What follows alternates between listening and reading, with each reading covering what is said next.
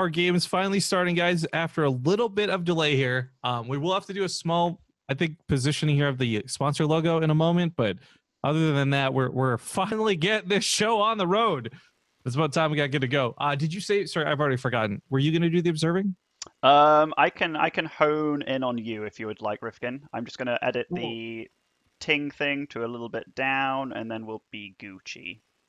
Okay. Well, while you do that, ladies and gentlemen, I guess to kick things off, spawning in the bottom left side of the map, we have our red Terran player. Oh wait, that's okay. I think I'm on you now.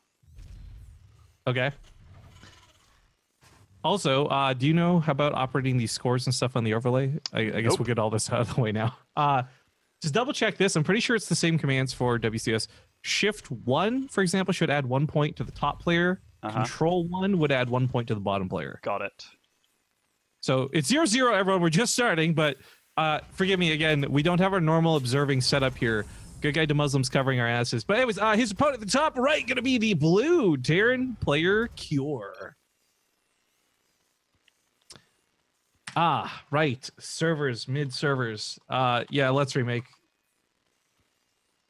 Yeah, let's remake. Sorry. Oh, stupid North America. Why do you have like 9 servers? This is a beautiful start, Rifky. It is. Sorry, for those who don't understand what's going on while I do this really quick, there are 7 different servers you can pick from for North America, and I left it default on mine. Because Cure is coming from Korea, that would actually give him an inherent advantage against Seoul, who is coming from Europe. And just so you guys are aware, Eastern Europe as well. Yeah, there's not going to be a perfect way to do this. Both players are going to be hindered by the servers. So the idea is you pick the most middle ground possible you can and hinder them both equally. So what we're going to be doing is hosting these on the central server, not on the West Coast server, because it would give a very distinct advantage to Cure. You know, I have a story that's very similar to this. Or when I say it's very similar, it's not similar at all, but I wanted to say it anyway. So there was a moment at Home Story Cup where Seoul went up to Dennis, the head of Home Story Cup, and he was like, Dennis, I'm having problems with my computer. And Dennis is like, oh, okay. And, most players had their computers downstairs, but some were upstairs. So Dennis is like, okay, let's go. So Seoul and him started walking downstairs. And, Dennis then looks around for about 30 seconds, like he's kind of checking on the PCs. And, he then looks up at Seoul like, okay, where is it? And Seoul just very, blankly just says, oh, it's upstairs. And Dennis is like, why the hell did you watch me, walk down here for a PC, then look around like a crazy person and not tell me your PC's upstairs? And he's like, oh, I don't know. But this reminded me of Seoul seeing that it's probably or not asking for it to be on East, just letting it be hosted on Central or whatever. Either way, it was fun. It's never gonna be perfect. If I press 3, does it go on you? It'll depend on who's observer slot. If you hit Control Shift O, I believe it is, it should give you that little drag down at the top. Nope. Nope. WCS overlay sucks. Got it. Yeah. Oh. Okay. Yeah. Then you just pick my name for the drag down, because unfortunately I'm not always going to be in the same slot, so it won't always go to the same person. Sure. We're on you, Rifky. All right, ladies and gentlemen, let's kick things off finally for real. You're watching the Ting Open round of 16. And it's the scuffed version. In the top right, we have the blue Terran player, none other than Seoul, playing from Europe. And so, talking about this map as well, Cerulean Fall, this is one of the maps where... In fact, okay, first of all, these players are both really, really freaking good. You have a super-duper standard, really good Terran in Cure, and you have a crazy, wild European Terran in Seoul that can lose to anyone but also beat anyone. So this isn't a foregone conclusion, but this map in general, this is a one-way into your base kind of map. So this doesn't have a backdoor for Reapers. It doesn't have any crazy stuff, any crazy ways to get into the main. It's all at the front.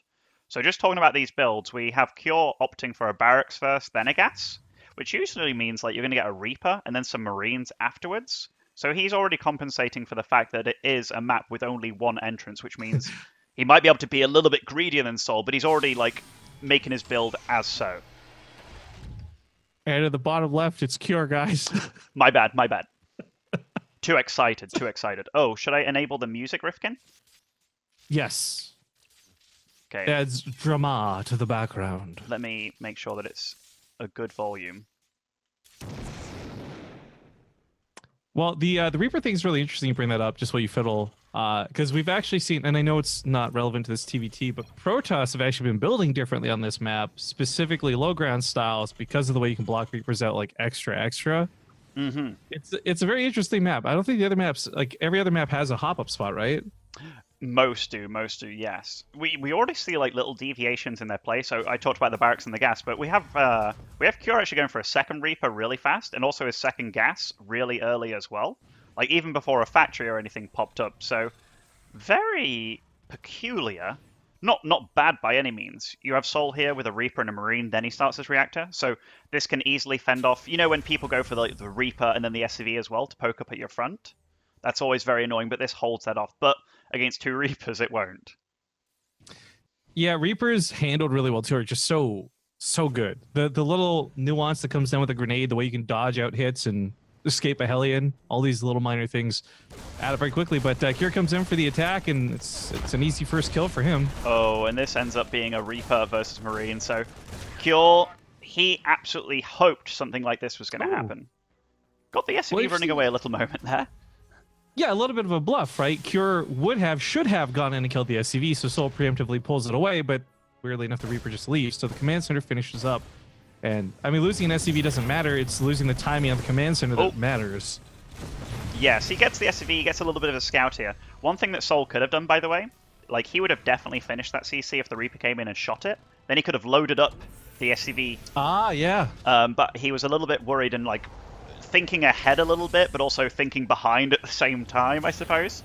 With him, like, build-wise, so he's gone for a really, really fast third gas here. This is very indicative of, like, a starport pressure play, in which you put the star... After making, like, a couple of Viking or a couple of Ravens, you put the starport on the reactor that you already have on the barracks. So then you end up with some pretty decent pressure while taking an early third behind it and such. So I'm looking forward to see what Sol actually does with this. I really like the Raven, by the way. I know that in the history of TVT, we've seen Banshees, but in modern days, Ravens have really taken the reins of this matchup quite heavily. Whoa. We'll probably see Cure make at least one, too.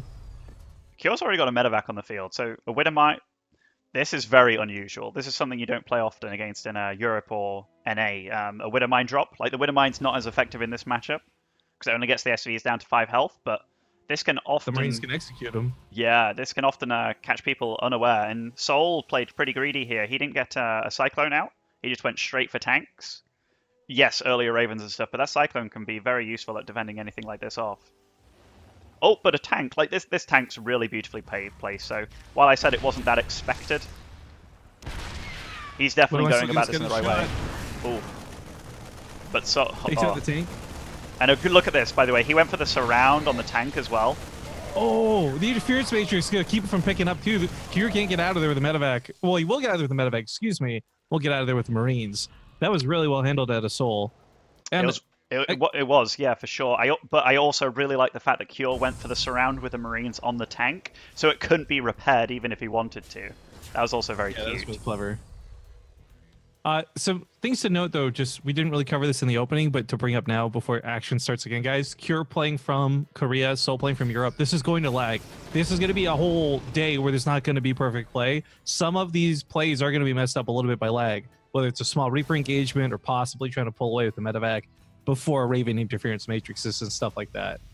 So just a little bit of like a disclaimer, I suppose, for these players. They're both so talented, but they are being hindered by lag.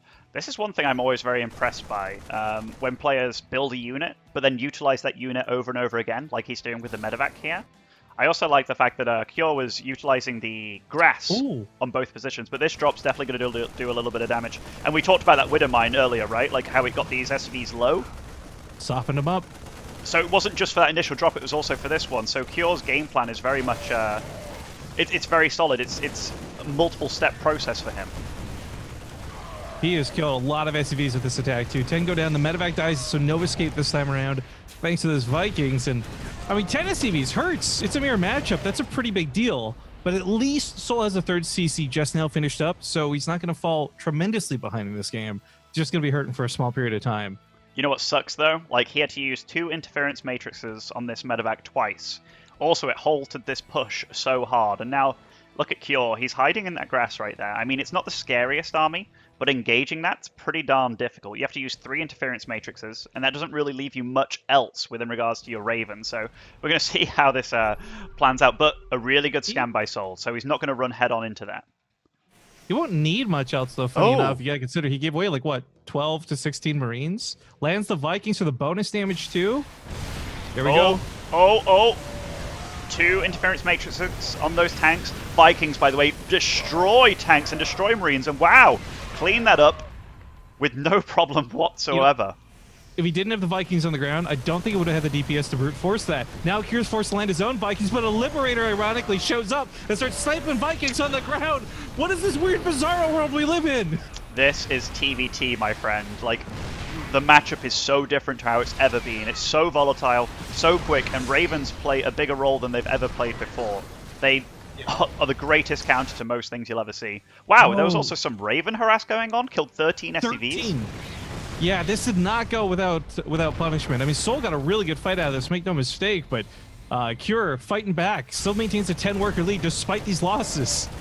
And look at the supply, Rifkin. This looked like it was really deadly for Cure for a moment, but Cure's still 30 supply ahead. That's insane.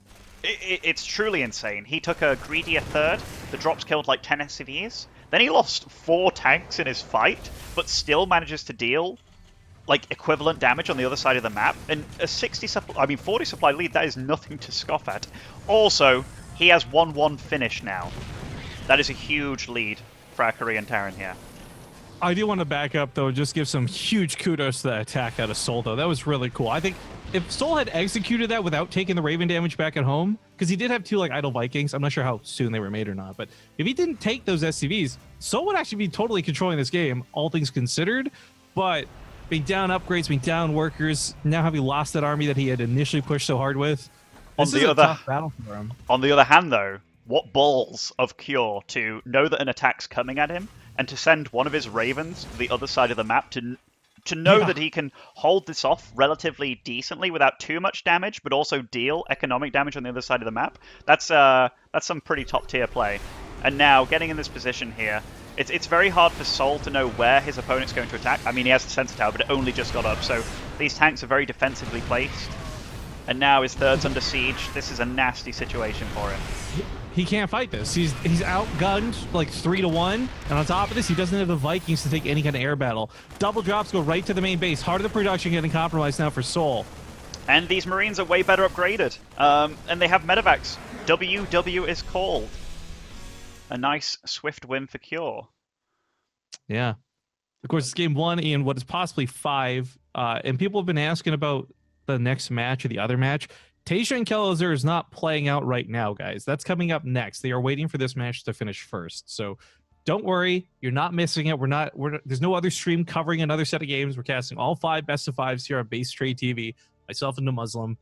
And I know it's not the super production a lot of you guys are used to, but again, big thank you to Muslim for covering today, because without him, we literally would not have a show today.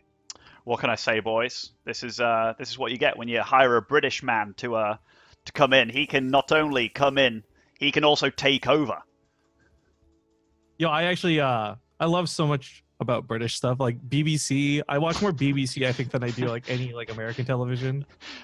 You know, often when I talk to like people that aren't British, they'll always be like, "Oh my god, I love Doctor Who," and I'll be like, "I haven't ever watched an episode of Doctor Who in my life." But like, dude, I'm talking Blackadder, I'm talking Red Dwarf, I'm talking 8 out of 10 cats. This Countdown, like Countdown itself. I love British television. Sure. One thing that I have like super appreciated since I've been away is like the British like comedian quiz shows and stuff that they have. Like, I think those are super good. So good. The panel shows are so good. Yeah, that's one thing I've definitely the Doctor Who. If you like it, cool. I won't judge. But like those panel shows, yeah, those are really cool. Also, I remember like 10 years ago when I first started going abroad, it would be like, "Oh my god, do you like Radiohead? Do you like dubstep?" And I'm like, Yeah, I like Radiohead, but like dubstep's not my thing. They're like, oh my god, it's so British, and I'm like, oh, okay, fine. Like, but yeah, either way. Oh, the weird stuff you got to deal with, man. Oh, okay, okay. Whew, I'm gonna get targeted on you again, Rifkin. There we are. All right. Well, ladies and gentlemen, it's game number 2, and we get to see whether the Muslim remembers how to do the scores on the overlay or not. Of course, To mate. kick things off, though, in the bottom right side, he's up 1-0. We've got the blue Terran player Cure. And before the Muslim gets to super analysis mode, his opponent at the top left, the red Terran, Soul. That first game was really cool because that was two very different ways of getting to like the same build, if you like the Raven Viking Marine tank kind of situation.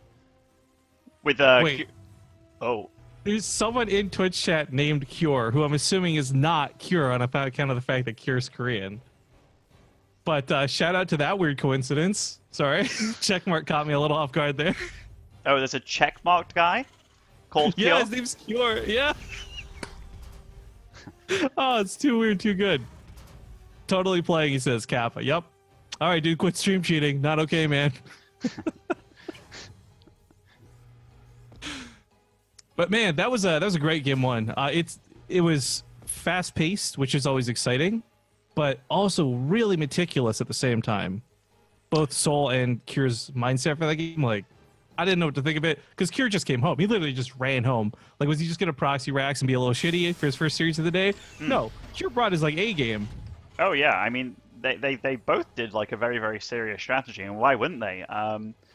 One thing that I could absolutely say that Soul maybe should have changed was, you know how he went for like the double Raven then the Vikings? If he used his initial 2 Vikings to be like defending his main base, like this is total hindsight, but this is one way he could have avoided a lot of that damage just by having the 2 Vikings there waiting outside the main, you know, just south of it, and he would have totally denied that medevac of ever entering. Maybe not killing it, but denying it entry, which how the builds played out, that would have definitely saved him quite a lot of heartache that game. So that's one easy remedy. So going into the rest of the series, he can know that he's not totally outgunned. It was just a small mistake of his that rendered him a little behind. And it's one of those things too where, you know, I know that he knows that. There's not even a question about it. But as you said, hindsight, right? It's so much easier to recognize what you should have done instead of what you are doing. Absolutely. Here, though, these builds are so mirrored with one another. Yeah, even the gases, the precision of only 2 SCVs on each geyser for both, like, they are actually on par. Pace for pace. This is where it deviates a little. Oh, in fact, is it deviate? Yeah, okay, so Soul's getting an extra Hellion. One of the big kind of like shifts in meta in TVT is how many Hellions and Reapers do you make? And that may sound a bit weird, but in Korea they started playing like 3 Reaper, 2 Hellion, and then obviously you'd beat 2 Reaper, 1 Hellion, or 2 Reaper, 2 Hellion. And getting some early wins that way. Now, neither one of them has scouted, so they're both playing super in the dark right now. So this is just about like what they feel comfortable with doing, while not knowing anything at all about what their opponent is doing. So it's quite interesting to see. Oh, I need you to fiddle the keyboard again to test something. Let's go. Control Shift S and then Control Shift 5, I think, should do it. Wait, Control Shift S? That's just disabling my sound right now. Oh, okay. Different for that overlay. I'll look into it afterwards. Because people were asking if it's best of 5. Yeah, I've got best of 5 here. Up. There you go. I'm not sure what the commands are for WCS. Sorry, I never used 3.0, so I don't actually know. I'm a game heart man through and through to Muslim. But hey, we all make mistakes, Rifkin. We all make mistakes. Anyhow. No, I'm kidding. I'm one of those. I'm like, yeah, you do. Yeah, you do. I'm one of those like default people. Oh, this is a nasty catch though. Like getting your Cyclone lock onto a Hellion instead of the other Cyclone. That always sucks, you know. And now you have like a pretty bulky unit still left alive, and that's a pretty decent investment. This is unexpected. There's not normally this many Marines waiting this quick, but Cure's ready to stop this attack. This is super solid by Cure, and like now the Cyclone comes in, he'll pick off another unit, keeping everything alive besides 1 Reaper. Now he should repair that Cyclone, but what they're both going for here, by the way, this is the Cyclone and then into double Raven build. Now this is super duper the build that you should be doing if you want to be like super safe against everything, but also, you know, not too greedy, not too crazy. It's yeah, you get two Ravens, a Cyclone, then you switch into tank and double Viking production. Very safe, very all round. If you are a Terran looking to be safe on the ladder, this is the build you should be doing. Yeah, as long as you know how to use the Ravens. If you're just doing it because you're copying the Koreans, you gotta learn how to use this unit first. It's a pretty big deal. If you're always gonna have your interference matrix cast on you before you cast on them, you're gonna lose a lot of those games. Oh, for sure. This is a bit. So I'm wondering which third Soul wants to take, because putting your third right at the front there, if Cure just pokes in a little bit, he knows exactly what his opponent's going to be doing. And Soul, in fact, I was worried there that Cure was just going to poke in, like Soul baited him to scout the third, which would have sucked, because it would have given away everything that he's doing. As you can see, Cure hasn't started his third yet, so he's putting a lot more power into this push, and maybe a little bit more of a contain build going on here. But yeah, both of them opting for the double Viking production. Stim starting exactly the same time. These guys, very, very exact builds. The only difference here is that Soul opted for a slightly early, or quite a bit earlier third, but he's going to be a little bit behind on the unit count. I really like that Cure had those the Reapers across the map early. He had high ground before even coming over here. He wouldn't get caught blindsided going up that ramp by any means. This is going to be tough for Soul. His tanks are in a very weird position. In fact, blocking the ramp, this is never the best spot to siege a tank. The thing that really worries me here is his Stim. And I think Cure, upon scanning this, is going to... In fact, let's see what he... Oh, wow, wow, wow! He's just going in there! Holding no prisoners. 3 interference matrices. Now, are these tanks going to go down? Are they going to go down? 1 down, 2 down, 3... Oh, my lord. Damage. That auto-turn on the high ground didn't work. Damage has been done. And just like that, a very, very defensive posture with kind of a decent setup, just absolutely broken. And here is that CC. Lifting, but it's dying to the Cyclone. He's got to repair this. Lock-on's a pretty big deal. He does get the full repair off. Oh. And... turrets to break the tanks? Oh, no chance. By the way, so turrets, while they are tanky, they have 150 health, I believe, or 125. In fact, I'm not even sure how much they have, but tanks deal 70 damage to armored per hit, so those turrets go down real fast, and they can also burn, so 2 tank shots and they're dead. Well, good games get called, and that's a pretty swift 2-0, but it's not the end of the series yet. Of course, it is going to be a best of 5, as stated a couple times here, so the third map we get into will be Blue Shift. So that was them both doing a very, very, very similar build. In fact, the exact same build, almost. Just a different number of Hellions and Reapers and such. Soul lost a Cyclone early on in the mid-map skirmish, which that shouldn't have happened, considering he went for the extra Hellion as well as the Cyclone. And then he went for a much earlier third, a much earlier engineering base, and Cure decided to power out a little bit. I don't know if that's because he killed the Cyclone. I would love to ask him why he chose that, or whether he just felt it was more solid than what his opponent was doing, but it worked out super beautifully for Cure to kind of delay his third a little bit and just power out more units. Oh, I just realized an issue here I was going to run into. So guys, real quick, before we continue on, I had announced recently we were going to start turning on ad-free viewing for subscribers for 2019. If I was streaming, I would show you guys this. I'm literally this is like comical. I'm clicking enable ad-free viewing, and the second I click it, it like forcibly turns off, as if like it doesn't want to happen. That's Twitch like, no, Rifkin, don't do it. We want the money too. Right. So I just got to announce real quick for the subscribers tuning in. I did want to turn that on for today. I'm sorry that it's not. You are going to get ads when we play them a little bit later in the show, but just as a heads up, that's a thing, apparently. Anyways, players are ready. Let's hop into game 3. It could be the deciding match. It's going to be going down on Blue Shift. Also, a small note to Muslim, if you wouldn't mind, just for the sake of our viewers. I think it's Control X will flip which players are on which side of the scoreboard. Uh-huh. If you could, try and get them to match their spawn. So if like blue's on top, put blue on top type thing. Okay. Wouldn't it be great though if it just naturally did that? Because like for example, Cure's on top, but he spawned in the bottom. Blizzard, please, why? Hold on. I think I've got this. Oh baby! I tell you, that was some skillage right there. I'll tell you what, I gotta watch out. You might be taking over BaseTradeTV before I know it. You know, I tried to. I was hoping that I could rapid fire it, but it turned out that wasn't working. So like, I just had a little bit of a disco going down. Your APM is too high for observing. This is what happens with players, guys. All right, it's game number 3. This guy at the bottom left is up 2-0. It's match point. One more to lock down the first series of the day. It is the blue Terran player coming from Korea. It's Cure. And his opponent at the top right, the red Terran player, Soul, fighting for his life. But worry not, this is a WCS-style double elimination mini bracket, so if Soul loses here, he's not out of the tournament yet. He will just simply fall to the elimination series. We should also note, guys, because the round of 16 will pay out every player here, nobody at this point going forward walks away without prize money of some form. Do you know what's super unfortunate for Soul? Because, I mean, he is 0-2 down fairly quickly, but it's not as if he's getting super duper outplayed. These are just like little decisions. So if we say like the first game with the Vikings, not defending the main, and we say the second game taking the third where it was, like right at the front and going for that as early as he did, as opposed to just making extra units. Like, these are very small decisions that can result in like an avalanche, a wave, a real spiral of just getting owned kind of thing. So well, he isn't totally like outgunned here, I feel. I just think he's getting a little unfortunate in this match. But also, Cure's doing everything right, which is, again, the Tony Hawk's character. He is 8 or 9 across the board, you know, like, very good in every regard. He's the cheat codes.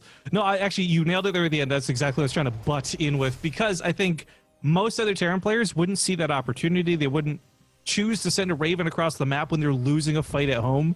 Like, these are decisions that only Cure is really making. Not a lot of other Terrans are doing this. So it does feel bad, because Soul, against most other average Terrans, probably, or even good Terrans, forget average, other good Terrans probably doesn't lose the same way that this has gone. But Cure has gotten a little bit nasty here in the final game to Muslim. Proxy Starport. Now, Cure actually scouted with the SCV, correct? I kind of see it on the map a little bit. So when you scout with an SCV, that usually implies that you're going expansion. So Soul right now is totally under the impression that his opponent is expanding against him, which maybe that changes what he does, maybe it changes what he plays. He's going for an extra Hellion here. But when he actually does scout, he's going to know that he's against a double gas build. So why would he scout? That SCV scouting being super safe with a double gas, that's weird. Which is why we have this proxy starport. Like that scout was to throw off his opponent, thinking it was an expo, while also doing this. So that SCV served a double purpose here. Well, it's a Liberator, which is going to be kind of interesting. It'll deny some mining for sure. Yeah, hopefully it denies mining. So Cure, like he got to... Oh, this is nice by Soul, by the way, waiting in the shadows, or the tall grass even. Gets a Hellion kill, only loses a Reaper. By the way, this was the 3 Reaper double Hellion thing that I was talking about earlier. That has become very much a standard, so he lost... Like, they both lost a very, very similar amount here, but he was hoping to poke at the front while having the Liberator deal the damage in the main. And we're going to see how this works out. What's so critical is he does have a Cyclone finishing him now, so he at least has the tools to deal with this. He doesn't know. He doesn't know, Rifkin. Oh, no, he doesn't even realize it, too, until a couple SCVs die. Pulls the SCVs away. Oh, the new one spawned just at the worst timing possible.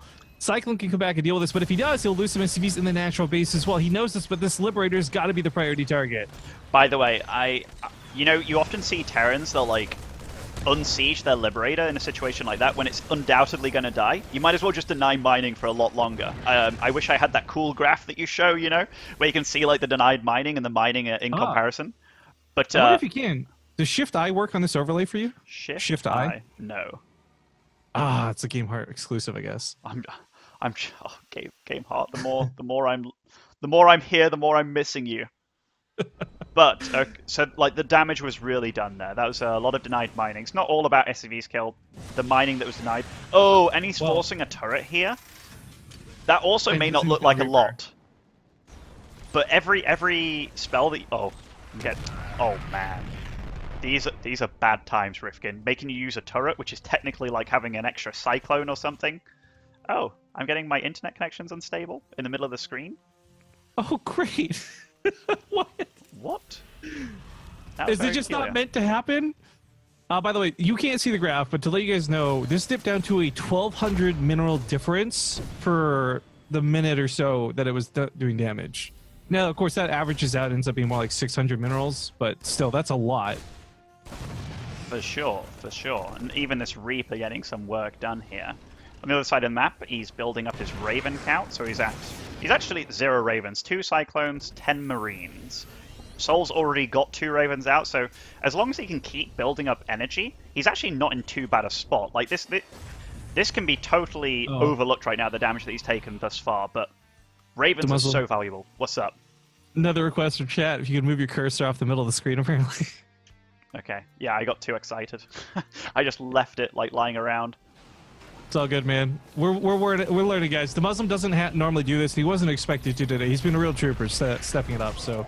Small mistakes, we'll fix them, I promise you. Just keep letting us know, we can keep addressing them. This is always... Raven. That's a nice blast. I'm always surprised by how weak Cyclones are when I remember how they were.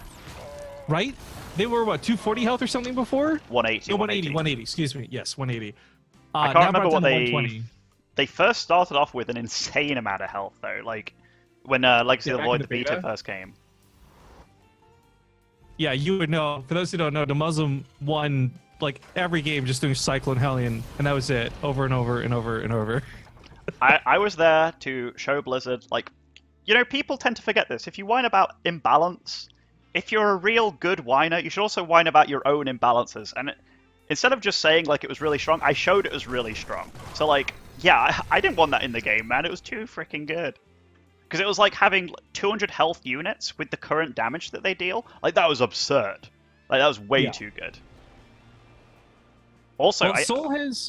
I don't know. This army is looking good to push. It's not allowed to push back. All of these are in the wrong spot of the map right now. So he has air control. His opponent has 0 air... By the way, this is always nice. Like, using your units... And this is what I talked about in the first game, by the way. You make a unit and you use it. You utilize it as much as you can. So having that Cyclone just shoot a Raven there, that was super funny. Oh, this is nice defense by Cure, because pushing in is going to be difficult. Ooh, he really wanted to push in too. Interference makes just going down on the Viking over there, but the Marines will zone this out too. So does he have Stim yet? No, actually. Oh, he's got Liberator though, and this can push the tanks back. Certainly can. That Cyclone needs to be stopped though. Oh, one tank going down, another tank. I tell you what, though, this gets really, really dicey. Like, he doesn't know when Stim's finishing for his opponent, which is a massive deal. Oh! Oh, wow. Perhaps a little too preemptively. He breaks the tanks, though. He breaks the tanks, though. He definitely did. Like, he gets all the tanks, but the main problem here is he used all his Raven energy. And yeah, he picked off the tanks, but this is an opponent with 2 Ravens of his own.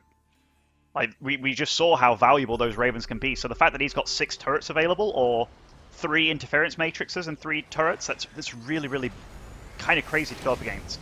In fact, what are the upgrades at for our players? Whoa, hold on. He's going to grab another tank here. He's definitely getting work done, but this little force of his at the front line, it is going to get cleaned up here. Even his Vikings taking a bit of a beating. And with all this being said and done, they end up fairly even, actually. Although Soul, with the +1/+1, just finishing now, so you could actually say that he's ahead at this point in time, for the first time in the series. But the Ravens, Rifkin, Ravens are such a big deal. Like this one's got almost full energy. Yeah, we've talked about like the interference matrix and also the turrets, but if this game goes on and you have anti-armor missile when the Marine counts get going, man. Although he still has his Ravens alive too, they just don't have as much energy. We'll see how this goes. Oh, 1 Raven dies. 2nd Raven without popping a spell. Whoa. Goes in a little too deep. Vikings laying on the ground to hold the front line. And this does not go for Cure the way he wanted it to. Not at all. And, no, wait, can he save the Raven? Oh, he's trying so hard to mass repair that thing. You know, there was once another famous Polish player that used to hold pushers pretty damn well.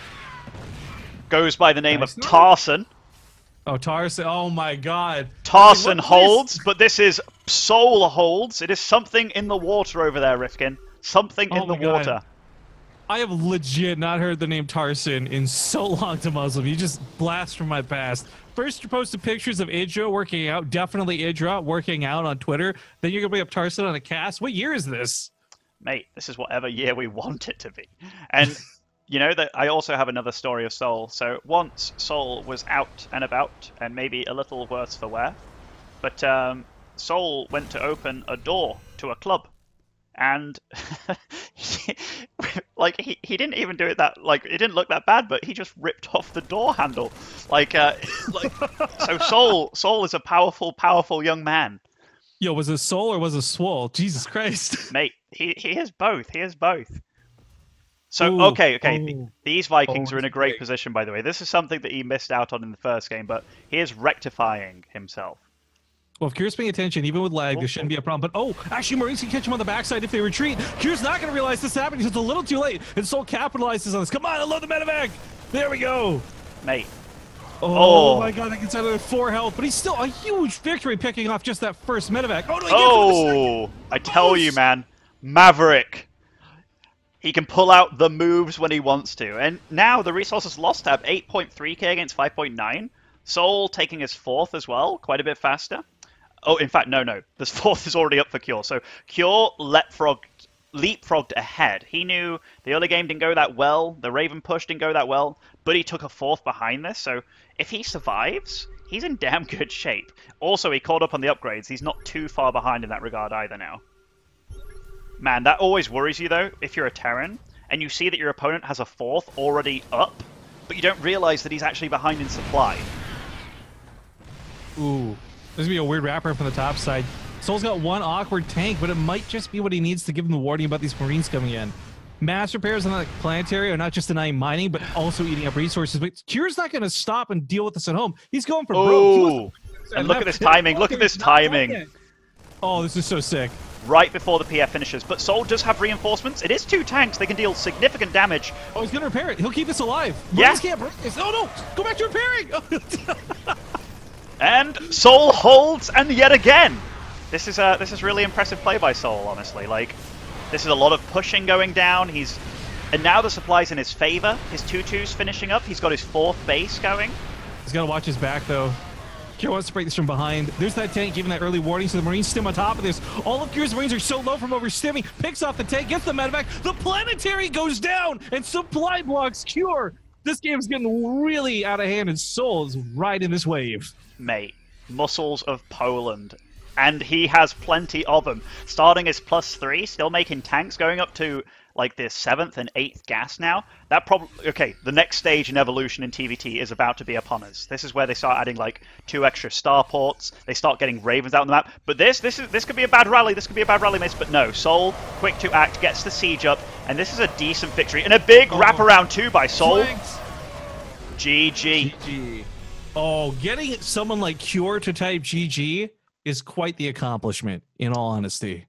Yeah, man. And you know what? Like, I'm really glad that we talked about that this isn't a total mismatch. Like, Soul, he's 2-0 down, but these were very, very minor, and it wasn't necessarily mistakes. It was decision choices, right? Like, he wanted to go out for a push in the first game, but Kyr utilized the medevac for a second time, which was very unorthodox, so he got really good damage done. Second game, it was like, oh, I'm going for my 3rd and my engineering base a little bit earlier than my opponent. Oh, damn, he pushed me. So some decisions that didn't really go his way, but this game, this was very back and forth, and I got to say, I'm very impressed with how Soul played. And some of the decisions that he made in the second game, where he got the early engineering base, he did it again this game, but that gave him a massive advantage. So these decisions in StarCraft, people don't like to believe it, but luck can be involved. Like, you can get away with things, you can also not get away with things, but very well played by both of them this game. So, side note here, guys, because a lot of people are saying, man, you need to bring Muslim back more. Man, we need more Muslim in the future cast. One of the things we were going to try and push today was a donation goal, but with the stream being borked the way it is, we can't really do that so easily. So I just want to verbally say this. I have Snoot scheduled to come back and join us for the Korean cast. You guys may remember Snoot joining us about 3 weeks ago, and everyone wanted Snoot back. I've talked to Muslim. I've talked to Snoot. I unfortunately don't have the budget to have them both on, but they're both willing to cast. So what I was saying with the Muslim is if we can get $100 or so raised from the stream between now and then, we could get the Muslim and Snoot on, and I'll just be the quiet man observing.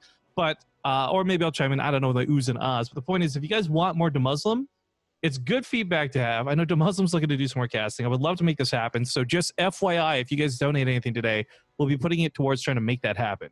There's enough Muslim to go around, you know what I'm saying? I don't rip door handles off nightclubs and stuff, but, you know, there's enough of me to go around, boys. All right, well, let's hop into Port Alexander. It's game number 4. This is not over yet, but Soul is still very much on his last life right now. Yes, he is, but what a way to fight back. A proper standard macro game, and he went at it truly. Very, very solid play all round. Nothing crazy, nothing like, oh my god, he did a Doom Drop and won the game because of luck. Like, it was just very good, very solid play. I liked it a lot. Okay. Let me do my thing. While you do your thing, I'll start the intros. Spawning here in the top left, ladies and gentlemen. He's got 1 point on the board finally. Ooh. Fighting back. He's still on his last life, though. We've got the Polish Terran player. It's Soul. Whew. And his opponent to the bottom right, still on the verge of winning this series, we have the blue Terran player Cure. And before we jump into the game, again, for those who are just joining us, especially if it's from the front page of Twitch, hello and good morning. Tasia versus Kellazur will be coming up next, and I think that's another match that I'm beyond excited for. It will be, I think, also as good as this one. All the players here are good. That's what's so great about it. And I wish we could do like a home strike up setting where we had everybody play with no lag, no interference, no latency. But it's the best we can get online, and it's not disappointing so far. It doesn't look like they've been too affected by lag either, honestly. Like, they're both playing solid. And, you know, TVT isn't one of those matchups where, I mean, every matchup, lag makes a difference, right? But TVT is a lot about how you think about doing things. It's not like, oh, look, he just sniped all those Banelings instantly. Oh, he split out the Storms, great. Like, it's a lot about, okay, how do I use my Raven energy? How do I engage this fight? How do I set up to defend properly? Like, yes, lag can affect the way that you make these decisions, but actually within regards to the micro and how it happens right there and then, TVT is a lot about how you think about it. So this is one of the most beautiful matchups to just watch and see it play out across the servers. Well, I'm actually glad you brought up that point, because that's something I've always thought was really elegant in a weird way. Like, I know TVT is a chess match and all that. We've heard it before, but yeah, really good micro is certainly rewarded, but it's not as important, I guess, to winning as some of the other matchups. Like, again, as you pointed out, the highlight the Banelings, right? If you can't snipe Banelings, you're going to lose. It's going to look bad, no matter how good or smart you are. TVT kind of frees you from those shackles in a weird way. Yeah, the main point that I would bring up with lag, though, is how it affects you mentally, as opposed to how it affects like what's actually happening or how capable your input is into the game. If you even get remotely tilted by the fact that, oh, damn, I'm sensing this, that's when it can affect your decision making, and that's where I really like sympathize with the players sometimes. But they're both handling it. They've been around for long enough to know, like, this is what you do when you compete. You have to put up with the little inconveniences, and if it's like, oh my, I have like 0.3 second delay, hey man, you take it. Well, just some context here for those who don't play StarCraft a lot. There's two primary types of lag we're kind of categorizing as one. There's the type of lag where you play fine, but it's stuttering and it feels like you're getting like 5 FPS. And then that's a little bit more jarring than the type of lag where it's just like a little bit of delay on your unit responses. And I don't know what or if these guys are being affected by it at all, but I think if it is the former, that is what's going to get to you before anything else. Playing this game when it's stuttering is no fun. For sure, for sure. So here we have the first Cloak Banshee of the series. Now, Cloak Banshees are a little less usual. Cyclones obviously got a buff to damage against air. Like, they no longer look like they're flying a kite. They now actually fire rockets at the air unit. So Banshees went a little out of fashion. I was just waiting for this Banshee to be produced. I was wondering if he was waiting for a scan of some sort and then just like going to go for a Raven play. Yeah. Yeah. But no, that's not going to happen. So it does look like a Banshee is on the way, and a much later natural for Soul. So he is going to hope to get some damage done here with this build. I like it. I mean, Banshees have always been such a big part of the matchup. I'm always sad when we don't have one, but this with the double Cyclones, Soul should, if he does this properly, get some good damage done here. It very much depends. So the fact that he's going up this ramp as opposed to the other ramp, that's great. But the fact that he has much less units available, the lock-ons, he has to get out of here very, very quickly because, yeah, if he gets locked on by this Cyclone, even if he's got 2 Cyclones taking that damage, he'd just lose a unit straight away. So very careful play by Soul, but he's also given away what he's going for here. Okay, he utilized the lock-on there. And you saw that, he went straight for the double lock-on on the Cyclone. So that was actually quite smart play by Soul, but it didn't pay off. Okay, so back at home for Soul. Yeah, the Banshees are now out on the field, cloaked very early. That's always questionable, because if you cloak when a cyclone locks onto you, you can like stop the lock on. Yeah. Yeah. But the fact that he just flew in here, loses a Banshee and a Cyclone, that went about as bad as it possibly could for Soul there. He might be able to get an extra unit here, but oh, decent tank, very randomly placed. Goes for the lock on one more shot, Cyclone kills it. Wow. Right. He's getting damage done. Like this wasn't meant to happen, honestly. Like that tank, very weirdly placed, just having it in the middle of the map, but it did a lot of damage. That's one of those things too, where I want to know if that was planned or just like, okay, here's the situation. How can I take advantage of it? I think it was one of these things where he was rallying a lot of his units forward, hoping that the Banshee and the Cyclones did more damage early on, and then just made the most of a bad situation. Okay, the Ravens are here, but those Marines are really low. If the Marines come in, the Banshee might actually just be able to fight them.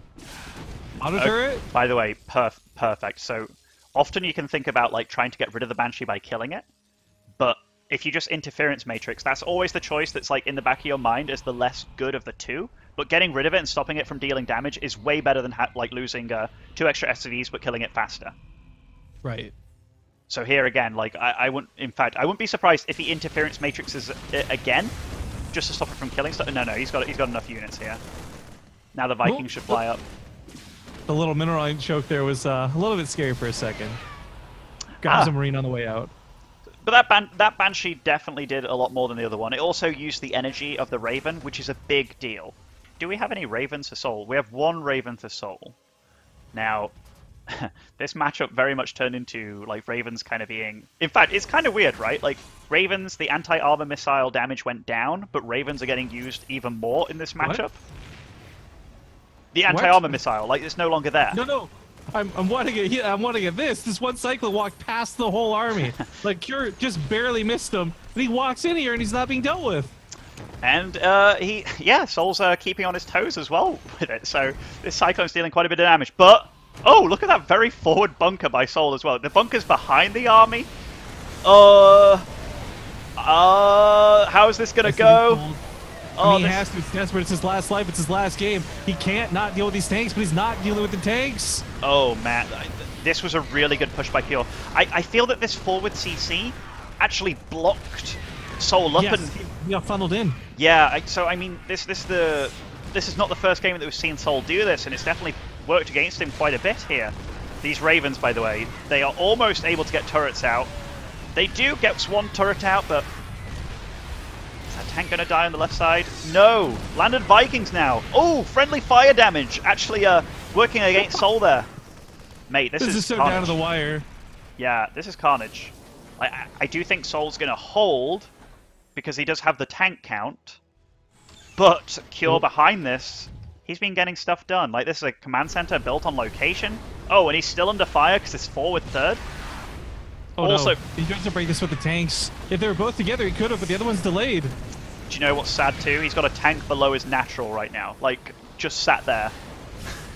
And I mean, like, that guy didn't come in and do anything, so... No, there's no anti-air. Like, there's really no reason for Cure to fall back. The mule that comes down, not a man mule, guys. This is actually so sick to repair that tank. It's really useful, yeah. And he's still got air control here. He's also... I'm surprised he didn't go deeper. There's nothing to shoot back. There wasn't even Marines. He scanned that, too. But this is one of those things, right, Rifkin? Like, he's ahead right now. No need to throw it when you're ahead. Right. Like, he's got the third mining. He's got the contain going. He knows his third isn't mining. Like, he's kind of like the big hungry bully. That he's got the little nerd kid where he wants him, and he's just going to keep on picking at him. He's going to make him try and make the moves. Oh god, the command center, I think he was trying to use that for scouting. Not going to be worth it. Unfortunately, it takes a lot of damage. I'm super curious where he tried to take his third, because if he wanted the third in the, like, you know, east of his base, putting it in his main would have been closer to floating it anyway, and also not having it exposed at the front and, like, being a blocker. Yeah, I wonder if, like, we could butterfly effect go back. Like, would he play that differently? Would he build this somewhere else? Because that choke really hurt him on that defense. Definitely, and now we have Liberators in the fray. In fact, is that two Liberators as well? Better air control. This is not a good situation, and GG. GG. Really well played by Cure. He did everything solid there. Yeah. That'll put him, of course, in the winner's match. Soul will not be gone from the tournament yet. He will simply fall to the elimination series, which leads us now into Tasia versus Kellazur. That'll be coming up next. If there did videos for those or not. How's But the folks, internet looking, Rifkin? I've been trying this whole time we've been casting, dude. Still no dice. I wonder why my... Sucks. So I had like... It didn't come up on the stream, so it wasn't in-game thing, but it said the internet connection was bad. I wonder if that was to the talk program we're using. That's probably just the talk thing. I wouldn't even worry about that. If you didn't see stutters in game, it's fine. Is it okay if I go to the bathroom very quickly? Yeah, I was actually gonna say we're gonna go to a break. We don't have a break screen, I don't think, or anything like that. So just go. We'll be back ASAP, guys. We gotta get this other series sorted. Okay, we're back very quickly.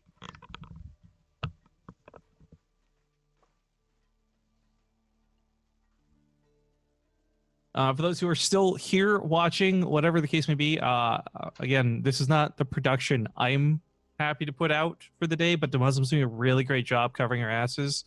I would like to really stress that he doesn't normally do this stuff. He wasn't expected to do this stuff when I reached out to him to cast today. It was not with these details in mind, but he's doing a pretty good job helping us salvage this stream. So thank you guys so much for dealing with this, and frankly for tuning in. A lot of you guys are watching, which is really cool.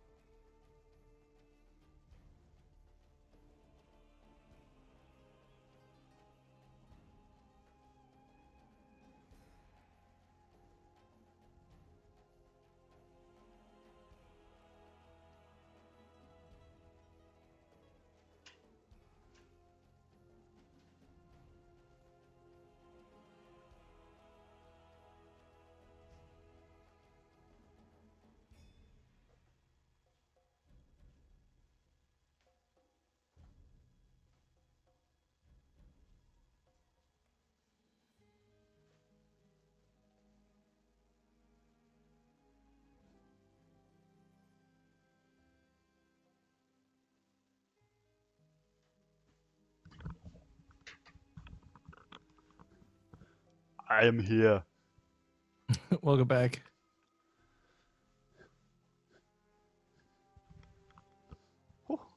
Is this the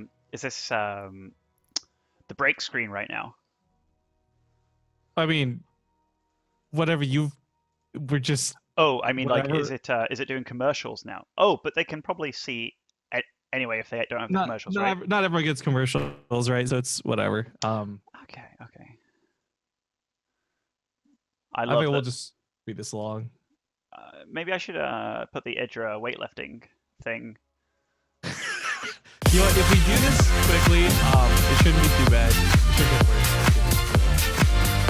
worse. In the meantime, I do have good news for those who are subscribed to the channel. After logging out and logging back in, it has allowed me to save the channel settings to be ad-free viewing for subscribers. We have never, in 6 years of streaming on Twitch, I have never turned on ad-free viewing for viewers. I don't know if it's going to work or not. Let's be honest, a lot of stuff is not working today, folks. But if it is, cool and awesome. And if it's not, super sorry. Oh, wait, what's so loud? Apparently something just happened that was like super hella loud. I don't know. So that that alert box was ridiculously loud for me. Oh, maybe just close it. Yeah. Oh, yeah. Sorry, I like quickly threw off my headset off my head, so I didn't really think about it after I did it. Woo, lad. Yeah, just close it. We don't have alerts working today anyways because you're streaming, so it's all good. Oh. But hey, guys, I am gonna beg a little bit here. First off, we're gonna get into this next game, and we're gonna have to do a sponsor read in the game. So just heads up for that. But again, if you guys are enjoying the Muslims casting today, and you want to see him come back for another one, donate to the stream. We can make it happen 100%. The Muslim's a great guy. I wouldn't even ask him to work for free, but we are gonna try and pay him. So if you want to come back for the Korea cast, joined by Snoot and myself, I would love to have the Muslim come back on. I just don't have the budget for it, guys. So the deal was if we could raise it through donations, hell yeah, let's make it happen. But that being said, we are in the lobby. It's game number 1. Excuse me. It's the second series, however. Are you all good on your end if I start? Yeah, I'm super good. I'm speaking it back in my head that BaseTradeTV doesn't have the budget to pay the Muslim for a cast. It just makes me sound super expensive, Rifkin. And you know, I've had this image ever since the EG days. You know, like this highly paid, like, you know, British guy and can't be afforded. But guys, it's not you. I mean, we have a very specifically set out budget before the season even begins, right? So don't worry, guys. The Muslim's not asking me for an unreasonable amount of money. He's perfectly being reasonable. I just literally don't have the budget because we didn't plan for it. I just saw, like I said, I saw him tweet that he wanted to cast more. So excited to get him involved. Well, let's get into the game. It's map 1 in a brand new best of 5. You're watching the Ting Open. I'll talk about our sponsors in just a moment. But before we do, to the top left, we have the red Terran player, of course, coming from Korea. It's Tasia. And at the bottom right, currently residing in Europe, which is a weird thing. I'm still not quite used to it. We do have the blue Terran player, Kellazur. Now, you guys are watching the Ting Open. You might be wondering, what the hell is Ting? It's a sound. I get it. No, Ting is a U.S. mobile phone service. Now, the Muslim, you being in the category of snooty 2D European, I need you to do me a favor and shut the fuck up about how much better your data rates are than America, because we know, okay? And Ting knows it too, and they're trying to help everybody out. Ting offers really great rates. They offer no contract, and it's a pay-what-you-use system. So their average phone bill is $23 or less, which is huge savings. If you guys want to check it out, you can totally try it almost for free, because if you go to bttv.ting.com, you'll get $25 in credit towards your next phone bill. So be sure to check out Ting if you live in the United States. You know, given that you were talking about, like, what is Ting, you know, if you live in certain parts of England, Ting is like a way you say thing. Like, oh, no, Ting, bruv. Oh, something.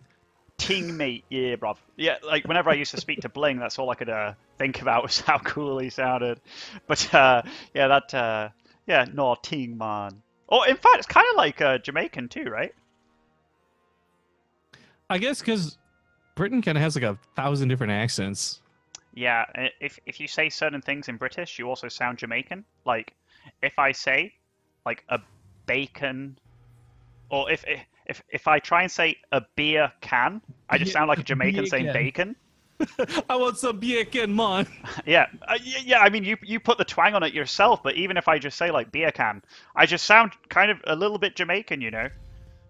Very strange. Oh, this is crazy. Speaking of strange, I mean, Kellazur built weird to mess with the scouting. If Tasia poked him with the SCV, he'd have to go deep to see what's going on. On the other side, Tasia has put a star report. I mean, I'm surprised this is so close. This is one of those moments where if these units really could see, like, as far as I didn't realize he's also doing it. Yeah, this is very much mirror. But like, have you ever had that feeling where, you know, you see the shadow, right? Like where these buildings can see so far, or these SCVs can see so far. Like, that means it's a really short horizon, right? Like, the horizon is right immediately in front of you as far as you can see. But if these units actually could see as far as we can in real life with the horizon, they would totally see each other right now. What horizon? We live in a flat Earth. Ah, of course, of course. Oh, yeah, American audience. We actually have to say these things, Rifkin. I'm kidding, I'm kidding. This attack's going to work out well for Taeja. He's got that extra Reaper. Kellazur's right to back away for the time being. But it's Liberator versus Liberator, and nobody's going to deal with this very well. No Cyclones on the way for Kellazur. Taeja building a tech lab, so he's not going to have one either just yet, but he could make one. This is going to really screw with the mining for both players. Oh, yeah. Yeah, it definitely is. Like, there's nothing to stop him. There's nothing to stop this Liberator. The Liberator's a little bit faster for Taeja, but the same thing's going for Kellazur right now, so damage being done on both ends right now, and this is wild. Cyclone and Prey. Yeah, this is wild, man. Like, you don't often see games like this. Whoa! Taeja's the one calling GG! Whoa! What? Hold on. What happened over? I'm quickly returning game. He lost the Hellions of the Reaper. He lost the Hellions to the Reaper? He lost both the Hellions and the Reapers to one Reaper of Kellazur. That's the tap out. Wow, okay. These things happen. Like, TVT is a crazy matchup, guys. Like, this was both players going for a proxy, but one battle went the way of the other player, and boom, Bob's your uncle. You end up with a win for Kellazur to start off. That's also the thing, is Kellazur took so much damage from the initial poke where he was outgunned. So he really must have caught Taeja like while he was move commanding or something. Either way, that is 1 point for the non-Korean.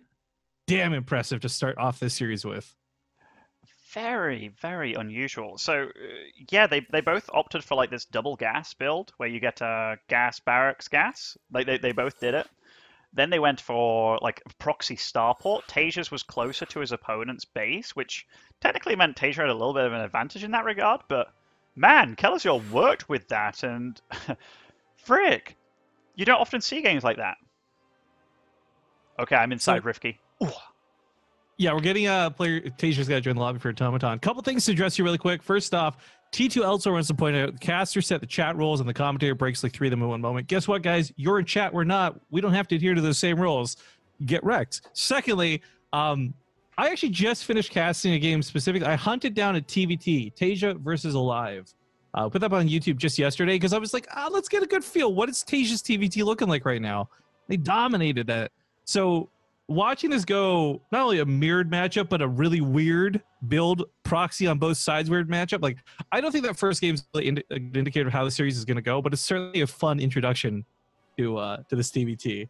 No doubt about it. Yeah, like a game like that, you can't then put a label on it and be like, Kellazur is for sure the better player now. Like, no, I mean, it's a wild situation. You're very hardly ever in that situation, and it sounds like one thing went wrong for Taeja, which spiraled out of control. Now, we're getting onto a map where this is a bit larger. Yes, proxies are available. Everything's available in this matchup. TVT is crazy. So I'm just looking forward to see what these guys get going with. Okay, well, I can do the... Hold on. You got to do your dance. While you do that dance, in the bottom left side of the map, to kick things off here, we have the blue Terran player. He's up 1-0. Ladies and gentlemen, playing from Europe, we have Kellazur. And his opponent to the top right, going to be the red Terran player. It is none other than the Korean Jesus. It's Taeja. It's a pretty big point you bring up, by the way. Kellazur is now living in Europe, so... European Terran? Taking a map off Korean Terran? I think we can say now. Safely say, right? Yeah. Definitely. Oh, by the way, Kellazur also going for an oddly placed barracks in yet again. Well, I think this is, like you said in the first game, it's for distraction of, like, say if your opponent scouts you, doesn't want to go in the base and stuff. I'm sorry, I gotta bring this up. So you just brought up Kellazur taking a game off of Korean, right? Uh-huh. And I was gonna interject with, wait for it. The server paying apologists are gonna come out, right? Well, it wasn't on the same server. It doesn't count. And fucking in chat as we speak, someone asks, what servers are they on? The timing was so good. But yeah, sorry, you were actually making a really good point. I just found that way too funny. Couldn't leave it alone. But I think what's neat about it is it doesn't guarantee that this will even mess up a player who scouts, right? This Kellazur just going the extra step. It doesn't hurt him, but it possibly helps him. Small nuance, kind of cool.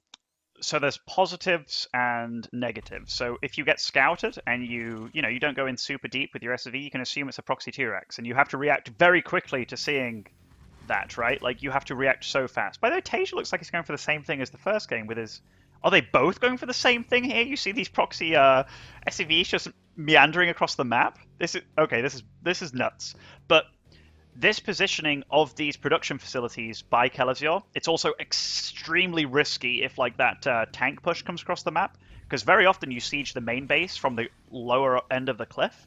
So if you start building your add-ons there and such, like, you can get totally screwed over just based on a bad building positioning. But, yeah. No way. He's not going to see it. He's rallied away. Oh, my lord. So he scouted everywhere except the one spot. That is unlucky. You know, do you remember the player called Shark from Netherlands? Like a Protoss player. He went to a DreamHack once and got like... okay, so he was a Protoss that was like on the up and up. He was a young lad. And he got matched against Tasia in like the top 8 of DreamHack or something. And everybody was kind of like, whoa, how is Shaq going to do against Tasia? Because this like is... You know, he's beaten a lot of good players this tournament. He tried to go for a proxy star gate in like a very, very random location. Tasia instantly scouts it with his Reaper. He just found it randomly on the map. Like it was super second sense or like crazy sense. So the fact that Tasia was actually almost in the perfect location, it just goes to show that he's a star player, man. He's made of it. Well, Kellazur's got a tech lab on the way, which is very important. Tasia as well. The Liberator's still... I don't know if it'll be a game ender like last time, but Tasia's will hit faster and sooner. It's closer. Again, but that didn't work out for him last time. But he does have 3 Reapers, 3 Hellions now. Oh, he's getting a faster Cyclone. Kellazur's not walled off. This is a big difference. It's a huge difference, and the Cyclones later as well for Kellazur. Oh, and he sees the army on his side of the map. So this is look. Oh no! Oh no! Can you imagine if this is what TVT turns into? Like, hey man, yeah, I'm gonna proxy you. Yay! Tasia can't escape though. But a Cyclone's gonna come out, and these 3 Reapers I don't think can deal with it. So the Cyclone has to run away from the Hellions, which it will do. Oh, he sets up the Liberator, so the Cyclone doesn't even have that much space to work with. It has enough though. It has enough. Now he locks on, but these Hellions are going to be in the main base soon. But it looks like this is too much damage. The Cyclone with all the SCVs. It's going to be too much here, I think. And well, a couple of good blasts, it might not be. These SCVs are very low from all the gradual harass. Thank you, Blizzard, for giving them 45 health and not 40. This is great. Oh, the Liberator came back home. So many of these SCVs are at 1 HP. This is insane. Kellazur can't get the damage. He's on 1 worker himself. It's game over. Yeah, and look how much he has alive. 33 supply to 5. GG. I said it at the start of the stream, guys. These will be like 5-minute games or 15-minute games. There's not a lot of in between. So, yeah, I mean, like, the exact same thing happened, right? Like, they both went for very, very similar builds. This time, though, the little edges that Tasia took, like, he put the starport closer to his opponent's base, meaning it arrives earlier. He also rushed across the map faster than Kellazur. Like, he took little steps to getting much further ahead. And this weird base location by Kellazur as well, like, he didn't have the wall off. So, I mean, we talked about how that's cool if they scout you and they misread it, but if they don't and you don't have a wall off and you're against the exact same thing, you're getting screwed, mate. All right, I want to test something really quick, guys. I'm not going to play a long ad here. This isn't going to be like a 5-minute break or anything. I'm going to play a 30-second ad just to test if subscriber-free viewing is working. So what I need you to do is, and please don't troll me on this one, guys. I'm trying to make a good experience for all of you. If you're a subscriber on the channel and you see an ad in the next 10 seconds, I need you to let me know. But nobody should be saying anything if this works the way I think it does. That being said, we're going to wait a few seconds here to go, just to make sure all the people are here and not watching an ad. But in the meantime, thank you guys so much for watching today. So far, no one's saying they're seeing an ad, which means this might be working. Question mark? Which is great. Cool. I'm not getting an ad. Perfect. All right, then we're going to go here in about 5 seconds. I just want to make sure this ends. But cool. All right. May or may not have worked. I don't know, guys. It's experimental. Let's hop in a game. It's map number 3. Things are tied up 1-1 here on Cerulean Fall. And before we get into the actual game itself, just to address, I saw somebody in chat talking about this. I don't know if they donated to the Muslim on his Twitch channel or if they thought they donated to BaseTradeTV. But I just want to confirm that we've received 0 donations so far this stream. So if you think you made a donation, at least we don't see it here. And if you're donating to the Muslim, that's just a really nice tip you're giving to Muslim. It won't go towards getting it back on the cast, though. So if you guys want to see more to Muslim in the future, because this question was also asked, bits are also acceptable. I'm just saying if we can reach $100 of a goal through either bits or donations or a combination of the both, I'm going to make sure the Muslim comes back for the Korea cast, which would be really awesome. Well, I don't see no donation on my private channel here, Rifkin, so I don't know where that money ended up. Well, I just want to make sure the guy didn't mess up somehow, some way, and lose out some cash, right? So that's why I bring it up. But guys, girls, ladies and gentlemen, it's game number 3. The Muslim, do your magic, because spawning here in the bottom left He is, of course, the blue Terran player, Kellazur. With his opponent in the top right, the red Terran player, Tasia. And what are the odds we get another proxy starport after 2 games like that? Given that Kellazur's gone for like, did he go for the barracks first here? I think he did, right? Yeah, he must have done. I don't think he's going to go for it again, but we talked about how this map is one of the maps where you don't have like that back entrance with the Reapers and stuff. There's no way to get into the main without going through the natural first, unless you're an air unit. Yep. But it makes it a lot safer for doing builds where you expand. So they're both scouting with an SCV. Taeja went for the gas first, which is like more regular, but Kellazur's gone for the barracks first. These builds line up fairly well with each other. It's not as if one has a significant advantage over the other. Just one has more gas and one has more minerals. But we're going to get a standard game between these guys, it looks like, which is cool because after 2 exact mirror builds where both of them take a map... They really just turned this into a best of 3, honestly, is what they did. Yeah, absolutely. And I mean, you can't be mad about that situation happening. Like, they're both very good players. And Kellazur is kind of like that Rambo Terran, right? Like, you often see him playing incredibly aggressive. I remember him at GSL versus the World. He was like throwing out... Oh, almost got that SCV. Small detail, but like that's how on top of things he is. Yeah, we'll see. He's keeping that SCV out on the map too, by the way. So he might be going for that Reaper SCV poke that we talked about earlier as well. Sometimes you get a little bit of extra damage done. You force your opponent to be on his toes. If your opponent went for a reactor second instead of the Reaper, he's in a lot of trouble, actually. Fortunately for Kellazur, he didn't go for that, so he will shut this down pretty damn hard and get an SCV kill. I just want to bring this up. I'm gonna miss it. So you should be able to actually, kill off the SCV. Real quick, guys, I know we're talking about donations. I won't bring it up a lot during the cast, but just don't feel ashamed. If you guys can't, or won't donate, it's fine. Just enjoy the show. Like, we're here for you. Have a good time. Check out the sponsors if you want. I don't know. We just bring it up because it's like a goal that we can't display on stream today. Shame. Sorry, I just wanted to be shaming the people, you know, just so they feel that extra incentive. No, I'm kidding. Both have our ways of making money, to us. Yeah, that isn't mine. You just brought up the shame thing, and I was like, all I could think, what is that movie where it's like shame? It was Game of Thrones, wasn't it? We're ringing the bell. Oh, of course.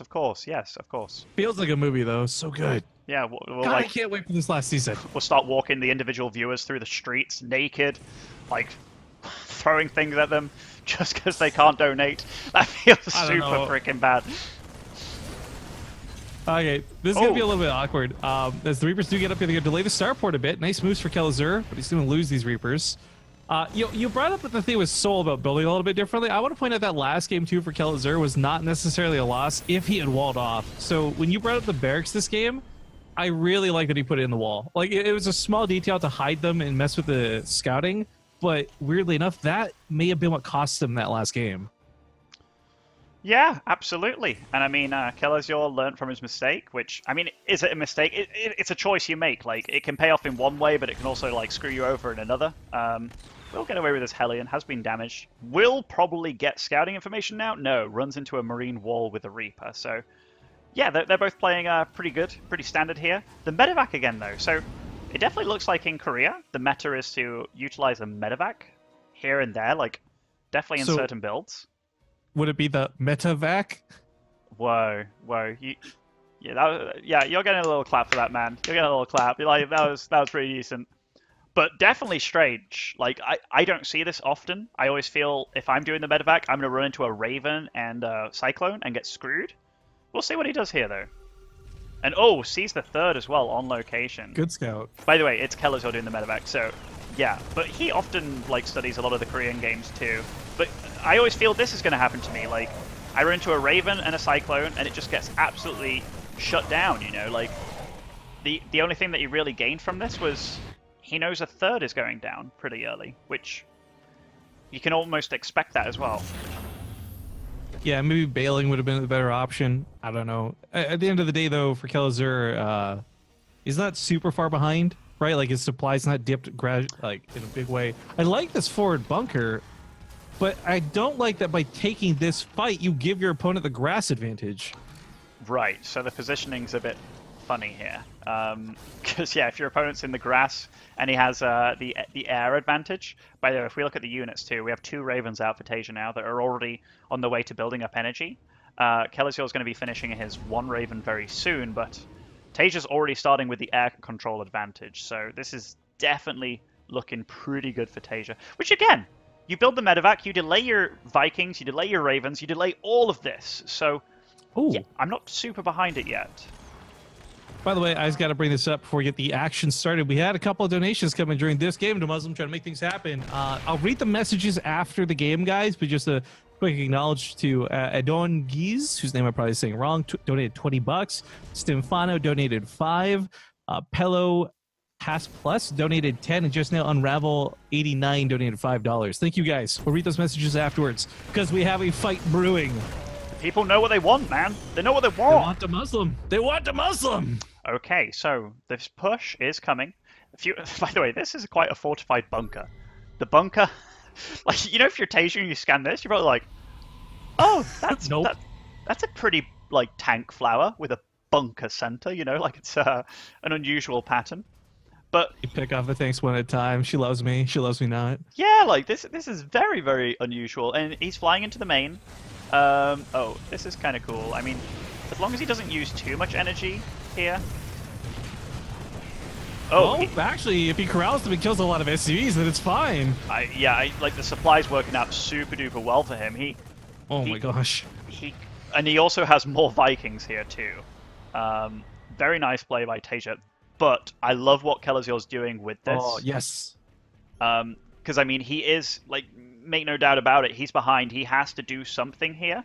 This might be... Oh, wow, that's a lot of units that he's running into. Holy crap, Tasia's good.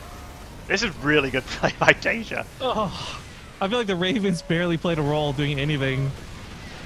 Kellazur gets destroyed. And with the losses he took back at home, he's certainly feeling behind in this game. There's no doubt about it. Yeah, the third's way later. Tasia maintains air control. By the way, 8 Vikings, 2 Ravens. There is no way he is losing air control anytime soon.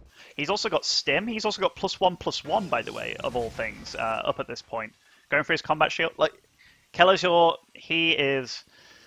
Oh, this is really sad for him at this point. So, Kellazur, he's behind right now. So, you may see him resort to, like, really desperate tricks this game to try and get back into it, such as, like, trying to leapfrog his opponent. But look at this. Tasia's also taking a 4th with all these advantages that he has. So he knows that his opponent probably has to do risky moves to get back into it.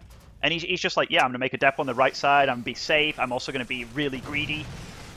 So perfect play by Tasia from this point on, it feels like. It's going to be hard to lose. But I got to address this, right? Because people are chatting like, how does Kellazur even stand a chance against this Korea? I mean, guys, look at the score. It's 1-1. That alone tells you Kellazur stands a chance against this Korean. Maybe not this game. Maybe this game's looking a little bit rough around the edges, but we'll see what game 4 has in store afterwards. I mean, there's always a chance with tanks you throw this game, but Tasia's probably going to play this very close to the vest. I can't imagine him messing up. Did you say there's always a chance with Tings? Like as a British guy again? No, no, it's tanks. Tanks. That's okay. I thought you were being like, you know, throwing in those words, and I was like, nice use of Ting, man. Okay, he is going to deny this 4th, though, by the looks of it, unless... Okay, no. No, he is not.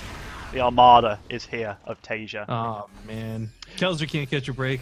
This is one of those situations as well. Given that Kellazur has to do the moves here, it can often look really bad or really dumb when you do something, but you have to do something, otherwise you're just behind, right? Like, people often don't realize that. Like, players know when they're behind or ahead very often. And so they know when they have to resort to doing something drastic. And that's often when players can look a bit silly. But here, Tasia's just being solid. He's got map control, better upgrade. Like, everything's better for Tasia. So Kellazur's just running into a wall right now. And again, very good setup by Tasia. Like, it was a fairly similar game. It was just... He went for the Ravens early, and the medevac did nothing early on. Like, people always tend to feel in StarCraft 2, if you're like, let's say you're Maru or you're Serral, you can always win a game no matter what. But if you're behind just based on a build, based on those choices, they scale exponentially into the game. Like, it's not like you can just, bam, I'm Maru, like, I'm going to be amazing now and win. No, those choices early on affect what happens later on too. Oh, really good defense by Tasia again. Too. The timing on this. Yeah, this This is very difficult, and you know, if you click on a Marine as well, it's like 2-2 against 1-1. He also has the tank upgrade, by the way.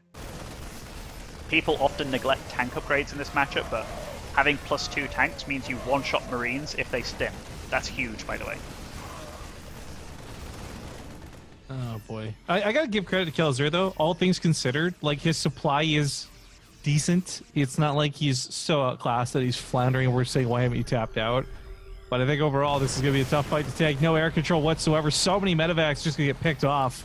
It's weird. I haven't seen a TVT with this many medevacs so long because the priority always goes to the Vikings. I'm surprised Tasia made so many, and he's kind of like he's giving Kellazur some free hits with his tanks here. Oh. That is that is a Matrix or two, Rifkin. Tank is covered.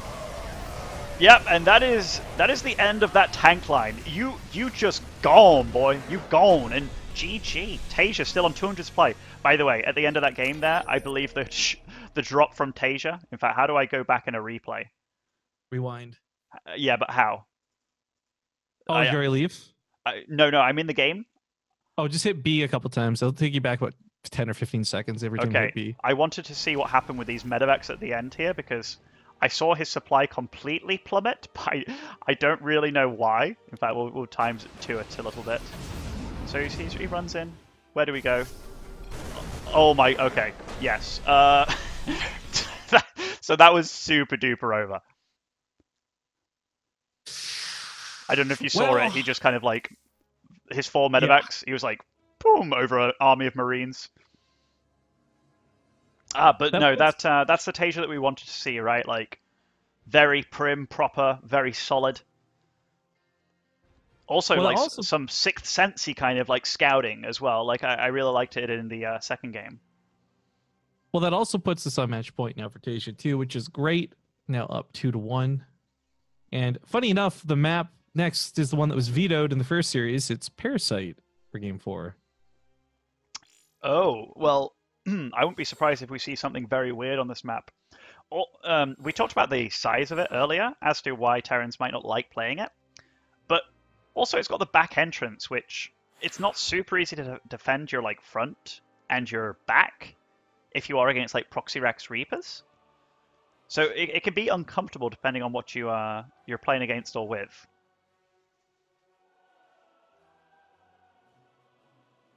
Can't give us just a second here. I want to do some quick shout outs before we start. 1 minute, guys. Because during the end of that game, we had another donation come in. So from going most recent to least recent, I suppose, Monty donated $20. He says, give this to the Muslim. My man. Level 89 donated $5. Says, you got me, the Muslim. I guess he shamed him. Yeah. Pello Task Plus donated $10 to say the Muslim. Just capital M in the middle of the name. You got it, dude. Stimfano, which people misheard as Stefano, but this is a different user. Stimfano donated $5. He says, bring Ben always or riots. And then last but not least, the guy who kicked off the donation trains today, a doing geese. Probably saying that wrong. I'm so sorry. $20 says, loving the cast with the Muslim. Keep up the good work, guys. Thank you all for your contributions. Players look like they're ready. Let's hop into Parasite. Cheers, boys and girls. I got my sunglasses on right now for you. Although you can't really see it because I got no webcam. I was gonna say, nobody can see it because I'm the only one who can see it. Glasses on glasses, Rifkin. Are those clip-on things? No, these I just put them on, dude. They're like Twitch just glasses. Sunglasses. You know? I love it. Nice. Because I was gonna say the clip-ons are kind of, I don't know. I don't like them. I think they look stupid. But full-on sunglasses over sunglasses, that's cool. Oh my god. Oh, wow. Oh. Nailed it. Well, let's get these issues done quick then. Ladies and gentlemen, Swanee here to the bottom right, looking to get spicy here for his last life. We do have the blue Terran player, Kellazur. And his opponent in the top left, the red Terran player. He's up 2-1. It's Taeja. And do we see something cheesy going on by the blue Terran? By the way, the Proxy 2-Rex isn't as gimmicky as people think in this matchup. I heard you talk about it, by the way, on a cast maybe yesterday or the day before, how it's actually a decent macro opening, and it's absolutely true. Like, Terrans, the reason that this got so good in TVT is I believe it was Maru was the first guy to really kind of open up macroly out of it, and he really showcased it in the GSL finals against TY, third season of last year, in which he'll send both SCVs home. He'll go for barracks on like 14-14 and get a gas at home, get both gases. But even if you're against like a double gas opening, you won't be that far behind in SCVs as long as things go well. So there's three main builds in TVT. One is the Proxy 2-Rex, which is good against the expansion build. The expansion build is pretty good against the double gas, and the double gas is pretty good against the Proxy Rexes. Much like rock, paper, scissors, but imagine rock, paper, scissors where you've got like rusty scissors, a shitty little rock, more like a stone, and wet paper. Like, it counters it, but not really that hard. You'll have like a 60% lead, but it's just a lead. It doesn't mean you win the game. So I'm with you, and Tasia, I follow you, but it sounds like you just described Terran Zerg Protoss. kind of, but like they all can counter each other a little bit. So these builds, how they line up, Tasia scouts this, and he also went for double gas, by the way, which means that he is in the best situation possible against this. So he's going to have a Reaper out, he's going to be able to get Hellions out pretty darn quickly, and as long as he doesn't overreact to this, he's in good shape. But Kellazur isn't out of it. Okay, that's my intro. Whew. No, that was great, dude. And I'm tearing up a little bit. I just got some validation for the garbage that comes out of my mouth for once, which is cool. As the Reapers come up here, outnumbering 2-1, it's very scary. This is why Taja's got to fall back to the mineral line. He needs SCVs to help him until that Hellion's out. And it's a tough task. As you guys can see, it's barely pushing it back. The Reapers have got that exit point on this map. This wouldn't happen on Cerulean Fall. And, well... Oh, supply block for Kellazur. This is... Okay, so... We were talking about the SCV counts, right? Like how they're going to be... Like, this is a pretty decent macro build. Like, the SCV counts are pretty similar. The factory's finished for Kellazur. He's getting a starport now.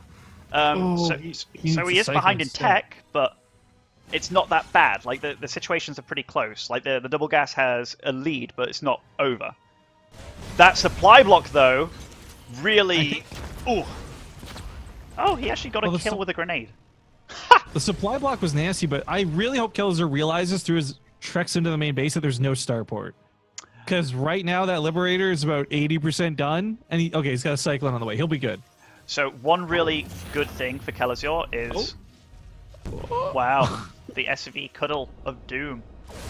One really good thing for Kellazur is his opponent went double gas and scouted with an SCV. Why would he do that? Well, he's already played him multiple times where he went and... did a proxy liberator, so yeah, I hope that yeah. Oh wow, he okay, not too bad. He rallied his Cyclone out, but it wasn't too bad actually. So if he just denies mining here, it's already good enough. So yeah, it sucks, but it's okay. I've got that graph up. I know you guys can't see it, but just so you guys are aware, that spiked up to about 700 for a second or two. It's not even that bad. This could have been so much worse because the first game when we had that happen was like 1400 or something. Literally half the damage in that context to the SCVs getting pulled away. Good, yeah. Good for Kellazur.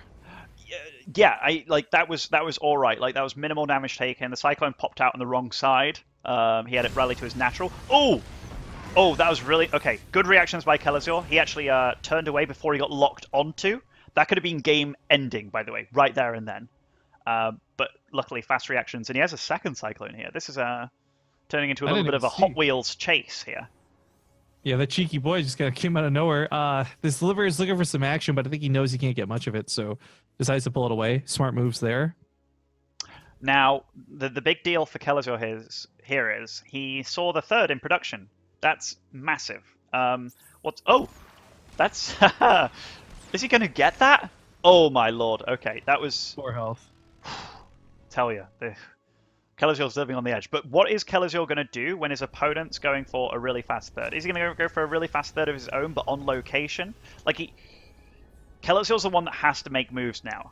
And Tasia knows that upon being scouted. So I wouldn't be surprised if this game defaults into Tasia being very, very safe, probably scanning more than he needs to. Or when I say more than he needs to, more than he knows he needs to. And Kellazur looking for ways to get back into it. Also being extremely aggressive. I mean, I really like Magfield accelerators, but losing a Cyclone hurts. So utilize. Actually, the new Cyclone, by the way, given that it locks on, it's really valuable keeping those Hellions alive from earlier on. Oh, is he going to get a rally? Okay, whew. I thought he was going to get the rallying Cyclone there. That would have been really crippling. So here's the scan. So he gets to see what his opponent's doing. It's like 2 barracks and a factory. That's really weird. So Taeja's like, oh, okay, you're getting really fast stim. Maybe like a really fast double drop here. So here he's going for like unit count. Is he going to get the Liberator? Oh, really unfortunate. Really unfortunate. Yeah, didn't repair it at all, and also had it in a rather precarious location there. So, well, it took him a long time to feel safe to move out. He just got it home. Like, it had just parked as it got shot. But parking on the front of your base, like, hindsight, Rifkin, hindsight. Oh, but these... the timing was hurtful, but Mag Public Accelerators, huge, big advantage when it comes to this little scuffle. A Cyclone's not a unit that's meant to fight, right? But if this can grab a Viking or anything with this upgrade, it's going to melt him. Whoa, whoa, whoa. Mech coming out on the field for Tasia here. So, feeling so safe? Or maybe he feels it's the most defensive play? I'm not sure, but he also has a decent Marine count. I doubt Kellazur really knows what he's up against here.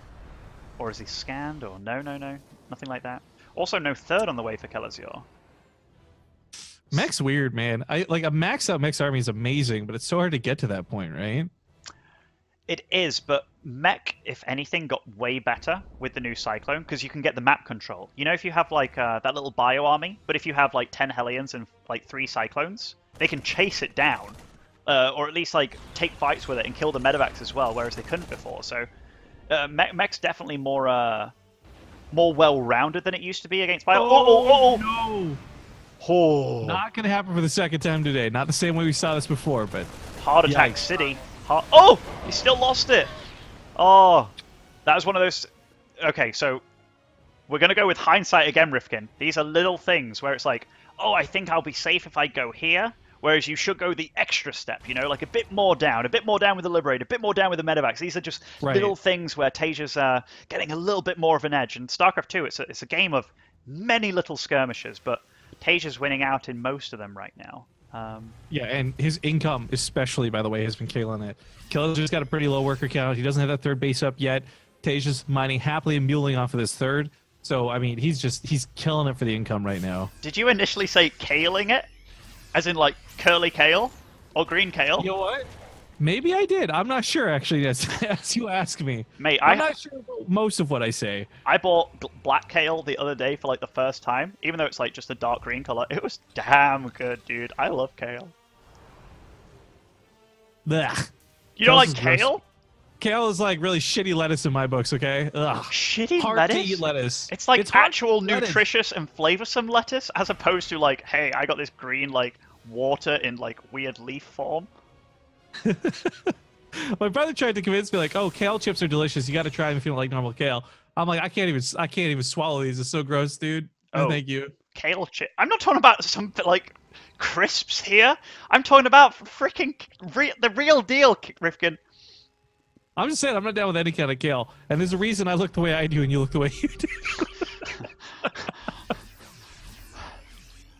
Kale is. Self-deprecating humor, by the way, totally fine as long as nobody else joins in. That's all that matters. Yeah, like it's okay making fun of yourself, but assuming somebody else does it, it hurts, man. It hurts. You're like, oh no, don't. You're supposed to say no, dude. No, it's fine. Yeah, I just let you go with it, Rifkin. I didn't know what to say. You know, like we're not used to that stuff in the European countries. You know, we just flame each other. Hence my chat channels. What was great was Drogo came up to me at Home Story Cup, and he's like, Rifkin, I don't want you to misunderstand, but do you know where McDonald's is? Because we're supposed to meet Take TV at McDonald's at the airport. I'm like, dude, what the fuck? What does that mean? Why would you say it like that? That's actually... Oh, shit. Big run by here with the Hellions. Oh, my God. Blue flame on top of this. SCVs are going to get murdered on both sides, third and natural. Yeah, this is a massacre of economy here. One super cute thing he did with this, by the way, he ran like the smaller number of Hellions into the third, the larger number into the natural. So that meant like he was distracted. Like he first saw the third thing with a few Hellions, the small affront, and then got distracted by that with the real damage in the natural.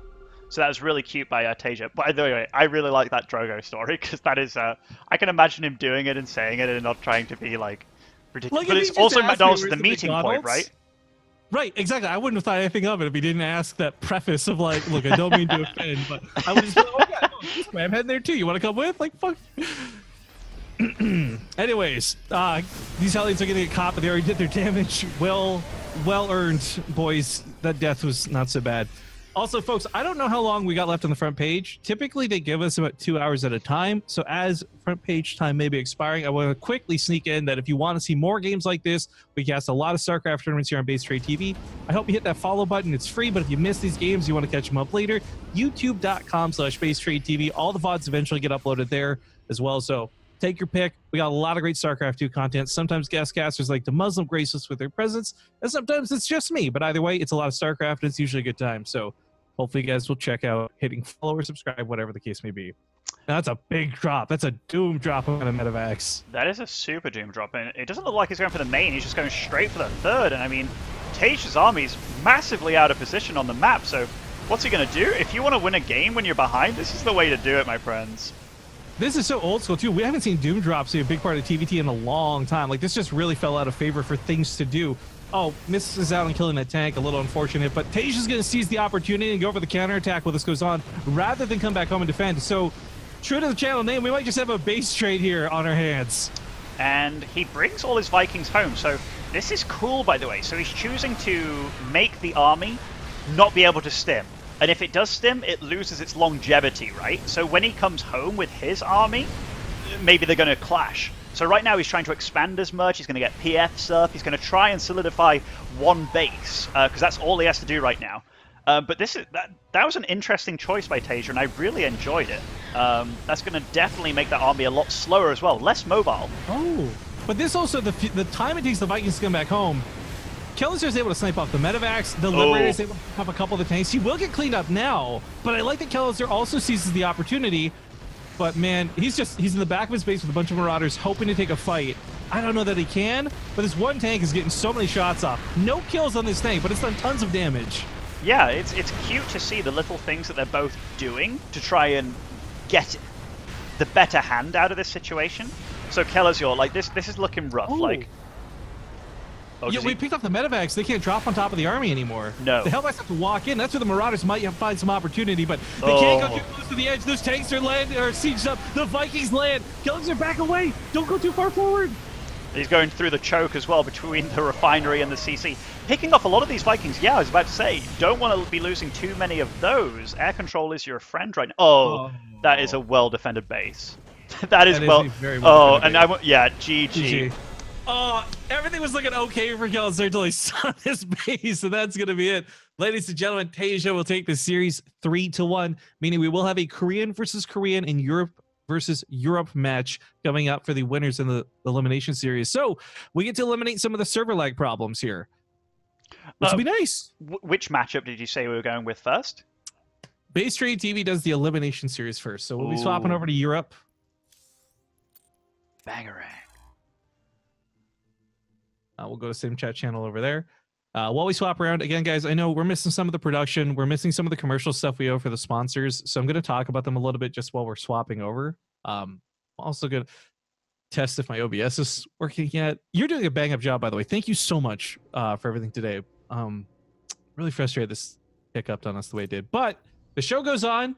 And the Ting Open, of course, sponsored this season, not just by Ting. We already talked about Ting a little bit earlier today, guys. But to bring up the co-sponsor to this, we also have Hover on board.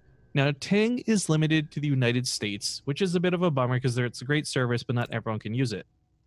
Hover, however, is all about domains. So if you guys have a website, you do stuff online, you should totally check out Hover. And if you do, and you go to hover.com/BTTV, you can get 10% off of your purchase when going for domains. So be sure to check them out, as they are also one half of the reason Ting Season 5 is happening. And if you need some cool validation, by the way, Ting and Hover are both owned by the same company. They are literally like brother-sister companies. It's really cool that they both came together to make Season 5 happen. I'm really happy that they can see my chat channels again on my main account. And also I'm rocking the snoot portrait.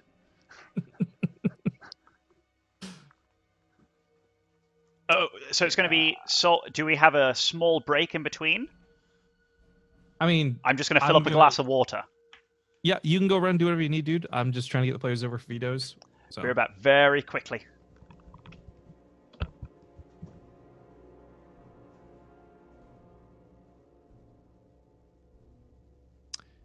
In the meantime, I know we've had a lot of subs during this stream. I love you guys so much. I thank you very much for your support. Sorry that it's not quite the call out stream that it normally is. We're just at this point, we're just getting through the day. That's kind of what we're doing here.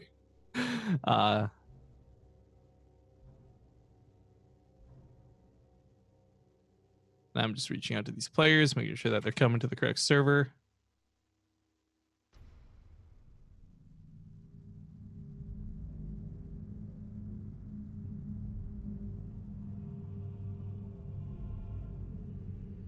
Yeah, it's the elimination series that comes up first. We will do the winners match afterwards, and then the group final. So we have 3 best of 5s left for today's show. Truthfully, genuinely, I hope you guys have enjoyed it. Those who choose to stick around after we're off the front page, you have my gratitudes. And those who choose to just watch because you like StarCraft 2, equally so. Thank you guys for joining us today.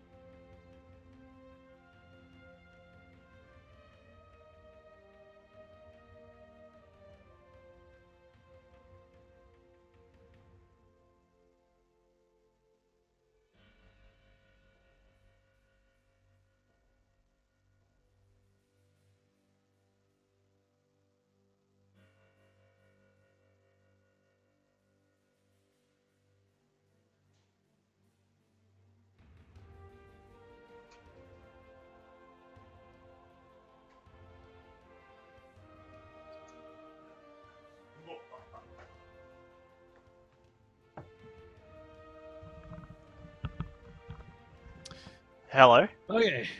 Hey, welcome back. Thank you. So we have Kellazur. I'm not sure where Soul has gone. I've messaged him. Oh. That big old Piotr. Let me message him too.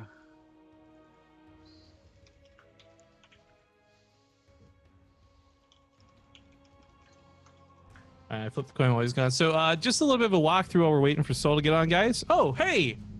The big man himself, the captain of every ship you've ever been on. It's Hearthstone. Just hosted us. Thank you very much for that host, dude. And hello to Hearthstone's viewers. I bring you bad news, though. This is all Terran, no Protoss today. We are actually through our first 2 matches of the day. Sadly, this broadcast is a little bit wonky on account of the fact that my internet is not allowing me to stream. So Good Guy to Muslim here is picking up the slack, and he's making sure the show goes on. Also, we are at 60 out of 100 for our DeMuslim goal, I guess we'll call it. Whether it's bits in the Twitch chat or whether it's dollars raised, we are trying to make sure DeMuslim comes back for another cast, guys. So if you want DeMuslim and Snoot both casting the Korean group, we got to reach that donation goal. But as I said, I'm not going to drive that home too hard today. We're just bringing it up because we can't really display it on the screen. But anyways, for the Hearthstone fans who are just joining us, we are getting into the elimination series right now of Soul versus Kellazur. After this will be Tasia versus Cure. And then, of course, one last best of 5 to round out the group. We have all 4 of the round of 16 matches scheduled to happen in this next week. And unfortunately, like I said, today my internet is just not cooperating. Should this persist and be an issue going forward, I'll try to make sure we've got better production set up for the next one. But today was kind of like we didn't realize there'd be a problem until we went live.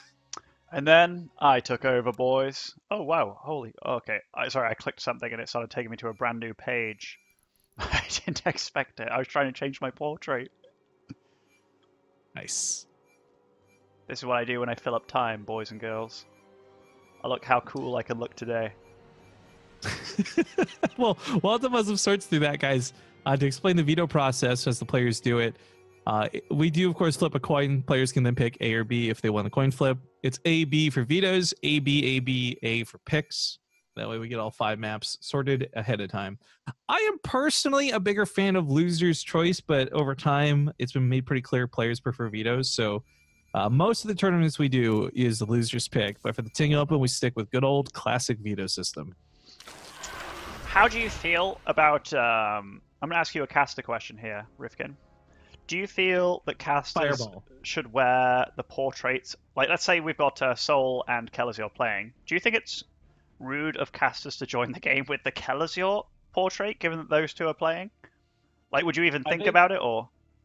I think probably not, but maybe if there's like a big stinky rivalry, a la like Nurchio back in 2015, maybe. But like, I think nowadays, I can't imagine most people would care. Let's say the situation is like 10 casters join the game, and you're Soul, and they're all wearing Kellazur portraits. Would you feel a little bit like the world is against you? I feel a little pranked for sure. For me personally, I just use the BaseTradeTV portraits that are in StarCraft 2, so I don't usually run into that problem. I usually roll with my Big Gabe portrait on my Demu Lava account. You like winning, I understand. Yeah, he is my mascot. Dude, that's another... Okay, I don't have a lot of crazy, awesome stories. Like, you and many others have history with all the players in StarCraft 2, right? I just sit at my home, not going to events, but... one thing that blew me away, because I've known Hero Marine for years, but I've never like actually been with him at a dinner until BlizzCon of this year. And holy fuck, guys, I know I made a fat joke about myself earlier. I'm probably 3 times the size of Hero Marine, and that kid can eat 3 times as much as I can. I was confused. Oh, we can eat a lot? Dude, we went to this pizza place. They serve like personal pizzas or whatever, right? I get one, Loco gets one, we all get one. I can't even finish mine. I get like 3/4 done, and like Hero Marine's going back for seconds and a salad. I'm like, what? Actually, there are 2 people that I always wanted to have an eating competition in StarCraft 2, which was and I mean, I didn't know that Hero Marine could eat quite a bit, but Machine from EG, he used to be able to eat a lot. Like he used to do a show, right, like on the EG YouTube channel, where he would eat like 3 Chipotle burritos, then run a mile. Or like for Europeans, 1.6 kilometers after eating like 3 portions of food. He would go to like these places to try and beat the challenge, like eating 10 Big Macs and stuff. And Rotterdam, I once saw him. He was a little bit tipsy. He got bet by Take that he couldn't eat 3 kebabs, so he ate 3 kebabs. And then to finish it off, it was like, hey, I bet you can't eat the paper too. So he ate the fucking kebab paper as well. Like, so I would love to see Rotterdam versus Machine. That was a Rotterdam in the club. Nice. Hey, we just got a $10 donation, by the way, coming from Ken Toroi. So helping us get towards that to Muslim goal. We're now at $70. Well, 71. There's 100 bits earlier. $71 out of 100 bring to Muslim back for the Korean cast, guys. Let's see if we can make that happen. Of course, we got a couple days, so don't worry about it. But ladies and gentlemen, we hop into a brand new best of 5, but yet it is another TVT. This time, though, both players are coming from Europe. We are playing on the European server, so we can eliminate some of that stream lag. Or, well, not stream lag, game lag. But spawning here in the bottom left to kick things off, we do have the blue Terran player, Kellazur. And, of course, his opponent getting proxied. The question is, does he realize it? It's the red Terran Soul. Okay, so as far as build order choices go, we talked about this at the end of the last series. Sorry, Alice just brought me some kale and scrambled egg. Speaking of kale... God damn it, Alice! Killing it! But yeah. Kale. So, Proxy 2-Rex against the double gas. Like, this is a pretty fortunate opening for Soul. But this is also a map where proxies aren't that common because there's just one entrance. So I think Kellazur was hoping that his opponent went for an expansion. But Soul, being the mental god that he is, with the ability to pick the right build here, he is, unfortunately for Kellazur, a little bit ahead just based on the build. But that doesn't mean it's over. Doesn't mean it's over. Right. Execution is everything when it comes to this defense. And so while the Muslim eats, I'll cover the cast for a moment here, guys. Wait, you can't hear it, right? No, I could see it because I got your camera. So, okay. Do you want to see it? It's all good, my man. It's all good. No, it looks disgusting. I can't believe someone threw up in that bowl and gave it to you. You are ridiculous. Anyways, while you eat, the Reapers are popping up for Kellazur, and has been highlighted through the 3 different times, I think, or 2 different times we've seen this map today. There is no secondary Reaper hop-up spot. It's pretty much all from one direction, so Soul's not going to have to look that hard to defend this, which does take away some of the power to it, but keep in mind, guys, for Kellazur, if this snowballs, it snowballs hard. It takes Soul making one mistake, that Reaper stuttering just the wrong way, eating that extra shot, and this can go really bad. Because Kellazur waited. He didn't go in with the first Reaper right away. He waited until he's got 2. He certainly outguns his opponent in this situation. And Soul, oh, quick reaction. well, if he's not careful, the SCV building the factory might get picked off. And okay, if that factory got delayed, this would have been horrible to deal with. Oh, wow. Okay, Kellazur's doing... Oh, Kellazur's doing this really well, yeah. Oh, wow! I love the low ground. He keeps him close to the ledge so he can keep firing on the SCVs. A Hellion's going to spawn, but 3 Reapers can beat a Hellion. This is really good play. Oh, and if he focuses down that Reaper as well. Oh, he gets it. So 5... He's got more Reapers coming too. Yeah, 5 SCVs down, and he killed 2 Reapers, and he's only lost 1. That was superb micro by Kellazur. Like, he truly is the Rambo Terran man. And look, again, more damage being done. Focusing these... It takes 2 volleys of 3 Reapers. Oh my gosh. Perfect micro by Kellazur. Perfect. He might have overstayed his welcome a little bit here, but again, this isn't an all-in. Oh my god, is he going to get another one here? Oh, he almost did. Well, he's got another Reaper. If he was really ballsy, he'd go for the kill, but I like pulling back with it. I think he knows that, this has got an expiry timer on it. He got ahead in workers from it, which is great. He'll get his expansion down here pretty quick, but Kellazur, I mean, it's a nice lead. It's a great lead even. I'm not going to pretend like it's not. If he dodges these Hellions, goes up to the main, he gets caught. Yeah, that's, sorry, this food's too good. You go ahead, dude. It's all good. He's just getting chased down the middle of the map right now. He'll catch one of these Reapers, and Kellazur's productions, of course, is a little stinted. His barracks are floating, so they're not at home building Marines. So one Cyclone's all he's really got to rely on for the time being. One Cyclone could deal with this, but there's no wall, and that's the really scary part about this. If these Hellions just run by, go for those SCV kills, okay, he's pushed off by the Cyclone. Do you know what the new Cyclone does, Rifkin? It destroys. It is great against Hellions. Like, it is the perfect unit against Hellions. In fact, where's the Liberator? What's that 3rd red dot on the map? Let's go up a little bit. Okay, it was just a Reaper, but there is a Liberator on the way. Now, that's where things get a little bit dicey. So Sol was just poking up that ramp to see exactly what was going on. Unfortunately for him, if Kellazur... I think he went for 2 Cyclones there, correct? Yes, he did. So if he... Oh, look at this. 2 lock-ons, gets a Reaper. A lot of damage done to the Liberator as well. So Kellazur, just perfect defense. And I'm not sure why he sent the Liberator at the natural. I felt like to try and divide your opponent would have been a little bit better there. But hey, I'm not the 7k MMR Terran like Sol is, so... Yeah, he had a plan. He had a plan, but it didn't work out. Yeah, I just realized, I know there's that whole hype about the Anonymous tournament, but in a purely TVT group, I would have loved to have anonymized this and seen if people could tell whose Terran was who. But man, this has been a bit wonky. Kellazur, though, with his 3rd CC, really secures a nice foothold on his economic lead this game. Like, that is, he's up 7 workers. His 3rd CC is coming down much faster. I mean, Sol's not even got a natural base up. This is ridiculous. No, it's incredibly good play by Kelazur, and it just shows you the strength of this build. Even if you are against the build that's good against yours. Oh, look at this as well, catching this Liberator. Lock on. Oh, he's gonna lose the Cyclone, but still, just the damage he did to this Liberator, knowing the timing of the push, because he sees up in the map, grabs a tank, this other Cyclone. Oh, Kellazur, you're on fire! I love how players utilize the grass, by the way. Like, I know this is biased, but you always see Terrans utilize that grass way more than anybody else, I feel. Just because every unit's ranged, right? So it means much more.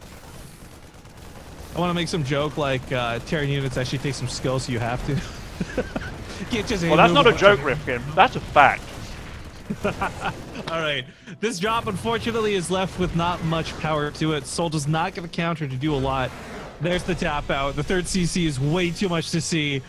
Kellazur takes game 1 in the elimination series. And this, by the way, is really big. If you get eliminated, that's the end of your tournament life. You come to an end. You finish with 1% of the prize pool. Each player in the round of 16 gets prize money, but you'd rather get a lot than a little. And frankly, 1% is not that much.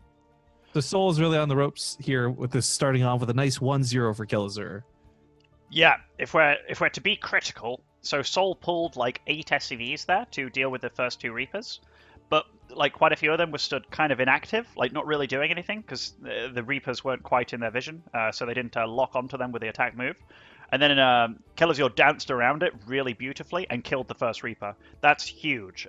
If you're opting for double gas, normally you only need to like you pull back to the mineral line, you pull like 3 SVs when you need to, you pull them back, and you wait for the second Reaper and the Hellion to join the fray. But Soul definitely overreacted, but also reacted kind of. I think he was took very unaware because that isn't a build. The Proxy 2 Rex isn't a build that is really good on that map. So we have to reward Kellazur with the balls to be able to do that on a map that it's not really orthodox to do it on, because he really caught Soul with his pants down.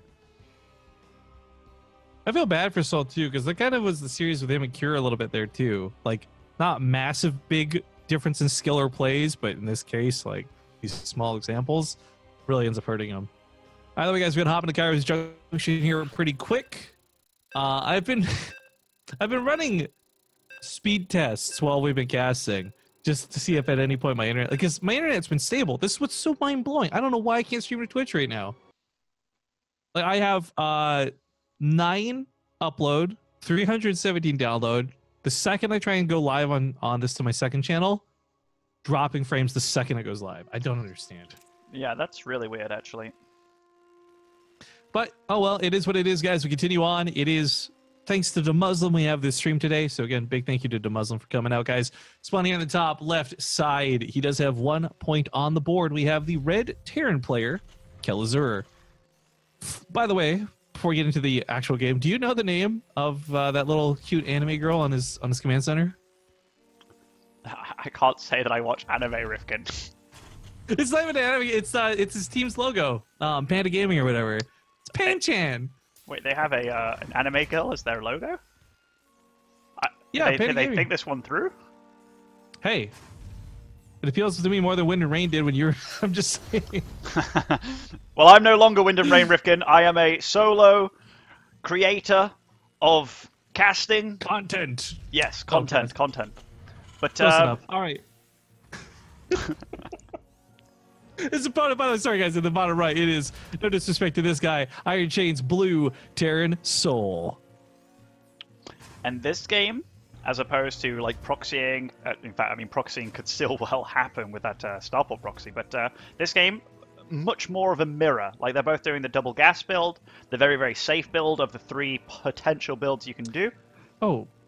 Sorry, I just want to quickly amend this. I think I said Panda Gaming. It's Panda Global, I think, actually, is the team name. I could be wrong. Maybe I was right the first time. I don't know. I'm just don't want to offend, so my bad if I got either names wrong, guys. Do you know which team Soul's playing for now as well? Because he's also left Wind and Rain. Yeah, Iron Chains. Yeah. Is it Iron Chains as opposed to just a singular chain? Ooh, that's a good question. I don't actually know. You know what team I do know very well, though? Team Liquid? No, Asterion. You know why? Oh, Austin? No, and they're the fucking best because they subbed to the Twitch channel. Oh. It's just Iron Chain. You're right, singular. My bad on that one, too. I was about to say, like, this question, like, asking, do you know which team I do know? I was like, yeah, it's probably, like, a pretty big list of, like, teams that you probably do know. Yeah. Like, yeah, I thought of the most obvious one. It was a rhetorical question, let's be honest. Yeah, I wanted to be that guy, you know. Oh, and speak of the proxy starport devil, it is Kellazur going for it. Now, he's already shown that this works. I mean, the games with Tasia were scrappy, but those were also games where he was also met with the same build. Oh. This isn't going to scout it, unfortunately. No, I thought it was heading that direction. He wouldn't even scout it below these mineral lines, by the way, all the gases, so very peculiar to scout with that, like, in the way that he's doing. Oh, well, this is a nice pick-off, because the Hellion should be able to get it.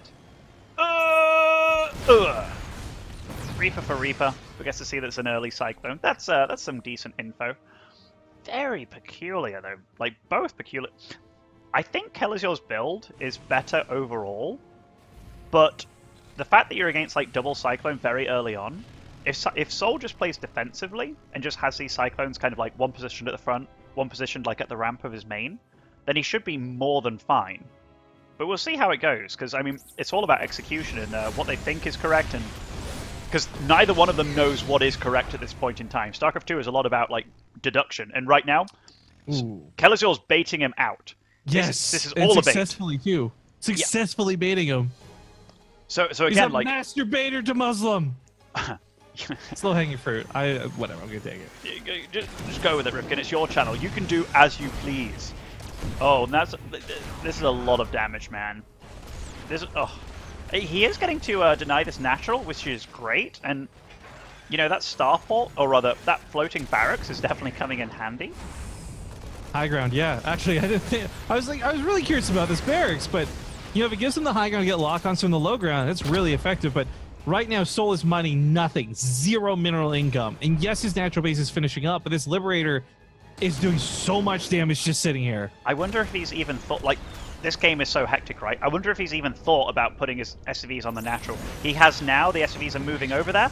Cloak Banshee finishing up too, but that was so much damage done from that Liberator. So much. Yeah, that was about 35-ish seconds of a 1,500 mineral difference. Oh, if he gets the Cyclone here, this could be huge, actually. Oh, lock on, lock on. Yeah, but then he gets locked on himself. Ah, the vision! Just barely. Where's this barracks? Get on top, get on top. He needs the vision. Yes. But this is getting critical. Man, third Cyclone joins the fray. The Banshee, even if she doesn't do much more than get a shot off, that might be all she needs to make the difference. Magfield Accelerator is really nice, but it's not going to outclass the number of Cyclones that are currently in play. Do you know, if he just keeps on making Banshees at this point, he's only against one orbital command. So, I mean, oh, we lost 2 Cyclones. That was really nice by Kellazur. But he's only against one orbital command, so even though he is really far behind in supply, when you're against that kind of, like, infrastructure, your opponent, one scan when you cross the map kind of thing, he has to save up all his scans, there's no longer mules. Soul can absolutely get back into this game. Yep. The natural base is not just the extra space for mining, it's the second mule. Like, this starts kicking in a high gear now, but again, you can't see the income graph, guys. I'm taking a quick peek at it. It is nowhere close to evened out yet, though. I mean, they're back on even mining now, and that's barely. Okay, there's one scan, which is absolutely what he needed to do. So Soul's going to use the other Banshee to defend as well, which absolutely the right move here. Oh, okay, one Cyclone down. Takes the lock on too. Yeah, I'm a little surprised that he didn't go for that there. Oh, this could be big. He could just walk on top of the tank, though. The SCVs are pulled a little bit late. Oh, that second shot didn't go off. The Cyclone's still alive. New Cyclone joins the front line. Marines guard this. A lot of damage coming from them. Natural base has nothing left mining it down to 19 SCVs. Even if Soul were to hold this, what kind of recovery is there? None. Do you know what's super cool about this too? Kellazur's winning in his own way. Like, if you ask me how does Kellazur play, GG. So Kellazur's up 2-0. Kellazur is the guy that's going to be in your face, attacking you with everything that he possibly can. And nobody else does it like Kellazur. Like, he really has zero shame with how aggressive he can be, and it's so beautiful to watch. This is why I am representing my Kellazur portrait right now for this series. No bias. Funny for you, Kellazur. Well, Port Alexander is coming up next. So let me just get this lobby hosted up and get everyone inside. Again, thank you guys for joining us. We've managed to hold on to 5,500 viewers. That's pretty cool. It's not bad for a StarCraft stream, I gotta say. Especially one that's been a bit scuffed this morning, but I guess that's the power of the Muslim for you. It's the name, man. It's the base trade name. It does well. It goes a long way. You know, it's teamwork is what it is. I was just... What's that song? It's freaking T? Oh, yeah. Tenacious D. That's what you just had me thinking of. Dude, every time I think of Tenacious D, I always think back to, like, the Pick of Destiny movie. It was so good. So I actually haven't seen it, but I really should, because I actually do quite like Jack Black. Yeah, dude, this whole YouTube endeavor he's doing, I'm so stoked for. I don't even know about this. Oh, he made a YouTube channel, and his first video, he's basically mocking PewDiePie. I loved it. So good. I'm one of those suckers as well. I really liked him in the School of Rock, dude. Like, I liked the School of Rock. I did too, man. You and I have similar taste in movies, which means to me, by the way, you would probably like anime if you just gave it a chance. I'm just saying. Yeah, I probably would. It's just like... You just gotta watch the right, not Sailor Moon type shit. It's like, I probably like being a vegan too. There's just too much bad stuff attached to it, you know?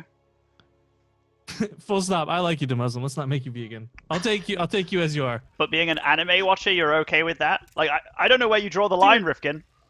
Team Wait for Life. Ladies and gentlemen, let's hop into game number 3. He is on his last life. Spawning here on the top left side of the map. It's a best of 5. Of course, we have the red Terran Soul. And his opponent at the bottom right, we have the blue Terran, Kellazur. Also, Akuma, we don't have alerts on today, but quick thank you for the bits. That puts us at $75 out of our $100 goal to get to Muslim back for the Korea cast with Snoot, which, by the way, even if it's just me and Snoot and Muslim doesn't come, I mean, it's still going to be a great show. I just think it gets only better by adding into Muslim, guys. Everything gets better when you add it to Muslim. Let's be real. So, actually, talking about an anime. Death Note anime? Is it anime? Yes. Like, is anime just technically anything that's cartoony? Or is it I like think it's just more specifically Japanese cartoon, or... Like, you've got these, like, American-style shows that adapt anime. I don't know how you would want to really classify it. I just look at it as, like, if it's Japanese, it's probably anime. I don't know specifically what,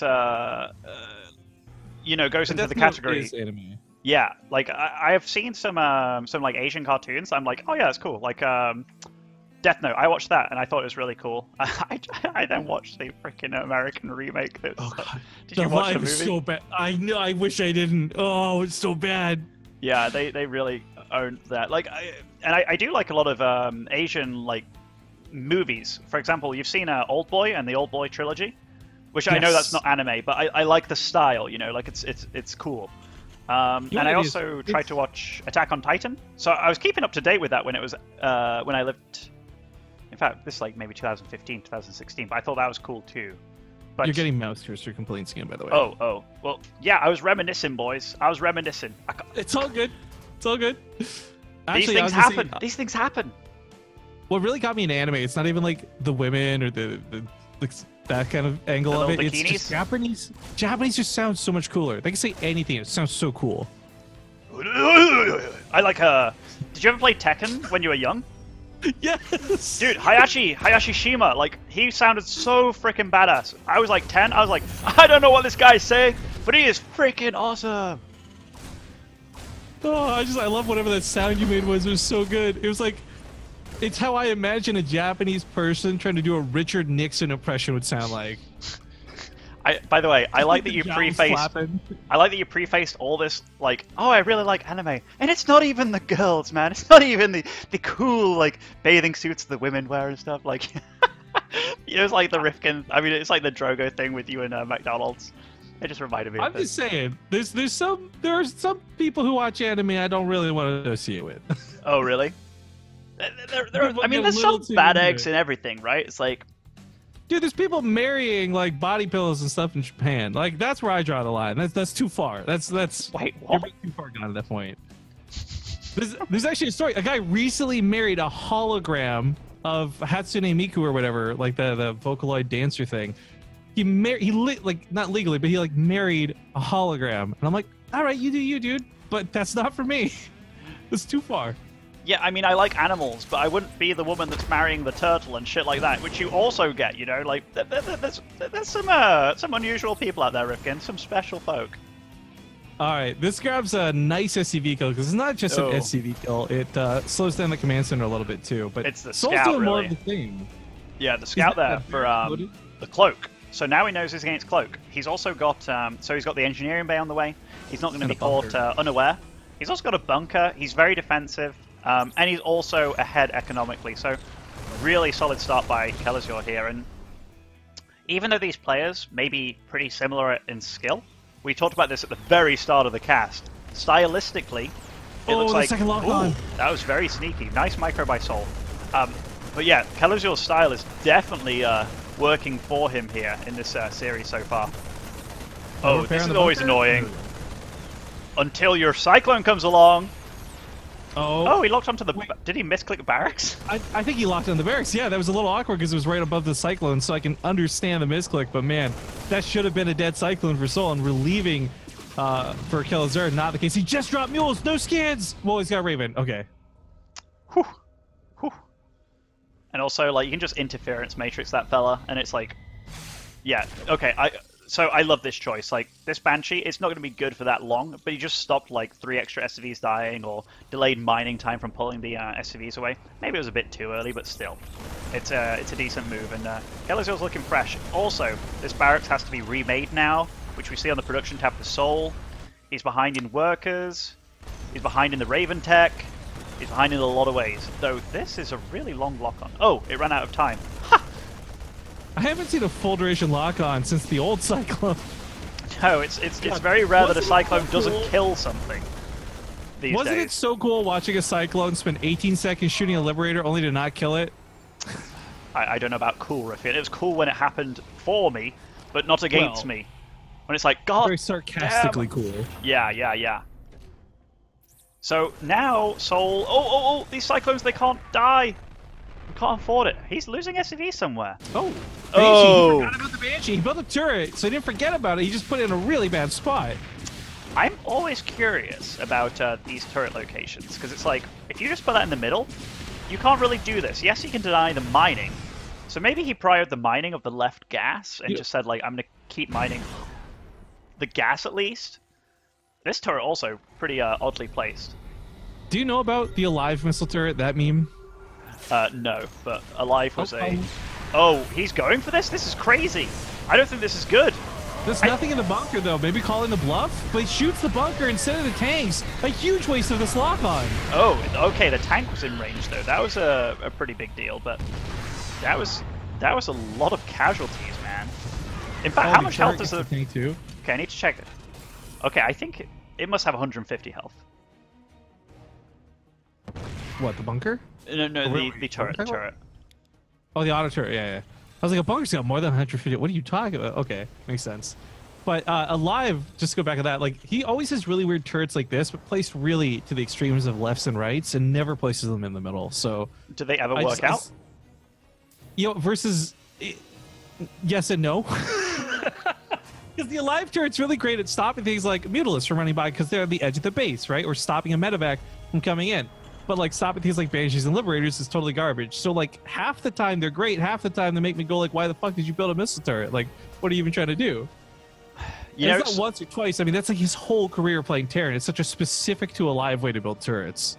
You know, maybe you know how certain memories can appear stronger in your brain based on like how you feel about them. So maybe he's had like a game where he just did it and it worked out exactly how he wanted it to, and that memory is much stronger than all the times that it failed miserably. Well, the logic on that I think is kind of sad, right? Like if you were to ideally have your left covered and your right covered, there's not really a way to get in other than going through the middle. And if your army's in the middle, then you've got all your bases covered in a weird way. I don't know. I can see the logic behind it a little bit. It just never works out. I think that can also stem from things like, say if you're playing on a barcode and people don't know it's you, and they don't expect this random ass turret. Like playing on a barcode can make you be like, make you think some things are better than they actually are, you know? Yo, this Vikings wrapping up kills, man. 4 SCVs dead. But it's a distraction from the real maneuver here. Oh, that was a nice counter. That was a nice counter. Did you not realize the Marauder goes in? Why does he have a Marauder? Mate, that Marauder was for that moment. I think he thinks Soul's going mech. Yeah, he built 3 Marauders. That's actually really strange. He's got 3 at a time still coming out behind this, by the way. And now he's switching into full Marine production, so now he knows that it's not mech. And yeah, this scan confirms it. It sees the combat shield and stuff, but yeah, so this whole game he's probably been thinking it's mech here? That's so crazy. But like, to the non-Terrans out there, I'm sorry, I gotta really stress, Marauders are just never made unless it's mech. And the only reason you make them is because you have to. Here we go, bit of a fight, and Kellazur has to run away. So Soul does re-establish his third. Did use all his Raven energy, though, to do that. So that's the cost of that. And also, a lot of lost mining there. So even though it doesn't look too bad, if you look at these numbers at the bottom of the screen, the 2.something K against 1.2K minerals per minute, that is huge for Kellazur. Not to mention the fact that he's had this lead for a little while going into this, too. It's not even just like just as that base went down. So he's up in workers, he's up in income. Marauders, funny enough, will help a little bit here to slow down the push, despite not really needing or wanting them. Marines and tanks are how it's got to go. And Kellazur's a little bit shy on tanks, actually. A lot shy. He's got 1. Yeah, if you think you're against mech, right, you often forego the tanks and just get out a lot of bio and like switch to air and stuff. So I think he was... Oh, he baited out that turret there. That may not seem like much, but not having the anti-armor missile for this next fight is actually huge. But, or interference matrix on the tank. Either way, yeah, it's a great bait. But yeah, honestly, that's why I think the tank count's low, because he really, really did think it was mech for so long. And that is because Soul's build was weird, man. Like, if you think about this whole game, how it went, he floated his barracks over to the other side of the map. Right. So, like, it then going back into normal bio, that is freaking weird, man. It's understandable that you would think it's mech. I don't know if this is a good break, though. If he baits Kellazur into the tank fire, it goes well for Soul. If Kellazur holds the ground he's on right now, Kellazur can win a defensive fight.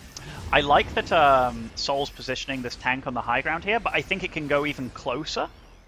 Uh-oh. Kellazur knows about this too. The Vikings get a little bit late for that response. It looks like Kellazur's going to have enough to deal with this. Fortunately for him, that was a nice reaction. Might lose the Vikings, but decent hold. So Kellazur, he's going to be hitting his +2 weapons fairly soon. Now, Soul did move. Yeah, this was what I wanted. This was nice. Is he just going to try and... Let's see. In fact, the Marauders are coming in handy, man. Like, I know, there's a lot of these situations where I'm like, Marauders are pretty bad in a lot of situations, but they're actually being useful. By the way, okay, this is one of those moments. Kellazur just has to hold for about 10 seconds for these upgrades. Then I would imagine that he's just going to pull everything and try and clean this up. Because Soul, look, he's edging forward. Now the upgrades are finished. Okay, here we go. There we go. Pulls the boys. Oh, look at that. He also kited away the top set of Marines where the anti-armor missile was, away from the army. So, like, not his whole army got punched. Oh, the CC! Oh, wait, the CC! Lift! Ah! But his army's so heavily stemmed. This is a terrifying fight to take. Pushes up the ramp. He's got the tank dead to rights. 23 SCVs go down, but he breaks Soul's army and Kellazur back in it. Man, that was way too close. I mean, you saw what Kellazur was going for there with waiting for the +2 to finish. Oh, what are in those? That is some ballsy ass Marauders. Like, I guess looking for a tank or something. Kellazur's doing a great job of utilizing the units he has. Like, Marauders are not good, but he's finding a way to make them useful. I love it. It's some brave play, and now just like using a couple of Marines forward here. He does. Is he in range of that tank? Doesn't look like it. Maybe just a smidge out of range. Yeah. You know what this is to Muslim? This is No the Man's Land? culmination of losing to Special in every Copa America for his whole life. Has trained him for these TVTs. Yeah, I mean, that is like some of the best TVT practice you're going to get. By the way, look at these tank lines that are forming here. Oh, he saw what was happening. Kellazur is doing this. He's handling it so well. By the way, there is a moment here. So Soul has now finished 2-2. But how do you break out of this? This is ridiculously hard. And losing the sensor tower is also like, he's lost vision of how much is really accompanying this. By the way, Kellazur, behind all this pressure, is taking a 4th base. So that is a trademark good TVT play. What's really important, too, is if Soul didn't lose those Ravens earlier, maybe that's a way to break out of this, but nobody's got any Ravens in play. We're moving towards Liberators for Kellazur. That's a good way to break into Soul. Oh, and by the way, this is what I would have loved the tank to do on the other side of the map for Soul. So Kellazur is just finding ways of being annoying. Oh! And yeah, here are the Liberators. Now, I wouldn't be surprised if this triggers a big attack by Soul. And he took them both out, honestly. One thing I learned a long time ago about Liberators is if he used one Liberator to do that same job, and then he could have saved the next Liberator to do it again, and it would have been like the same result, really. Oh, I like this drop to the tops. Soul's going to find a way to start picking this apart. But Kellazur, quick as a reaction I've ever seen. Picks up the tank, unsieges it in time. He gets the Marines out alive, that medevac. Oh, God, Kellazur's good. I wonder if he's going to like destroy these rocks here, just to make this a little bit easier to move around, or what exactly he's going to go for. Now, Kellazur is close to finishing +3 weapons. Now, the +3 armor is a little bit delayed, but that's a big deal. A really big deal, actually. Yeah, Marine fights, it's insane. But there's drops hitting out all over the map. Kellazur's not going to be fighting Soul in one big clump anymore.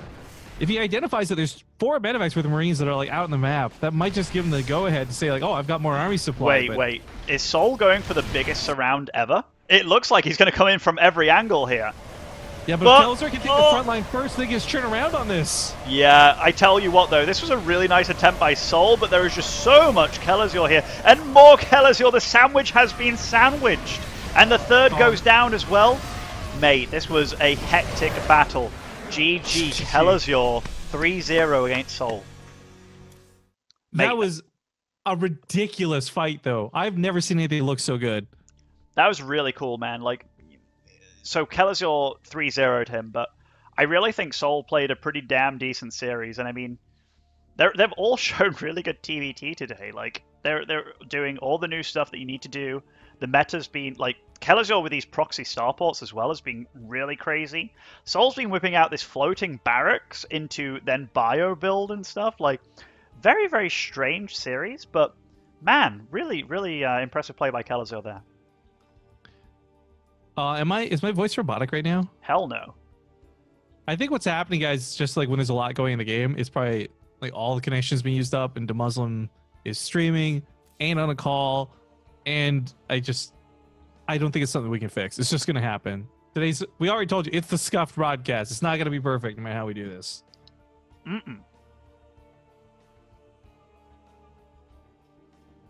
But I think it's going pretty all right here. Yeah, I'm having a blast, man. Thank you so much for joining me. We're swapping to Korea now, by the way, because it is going to, of course, be Tasia and Cure coming up next. So we got the Korean versus Korean winners match.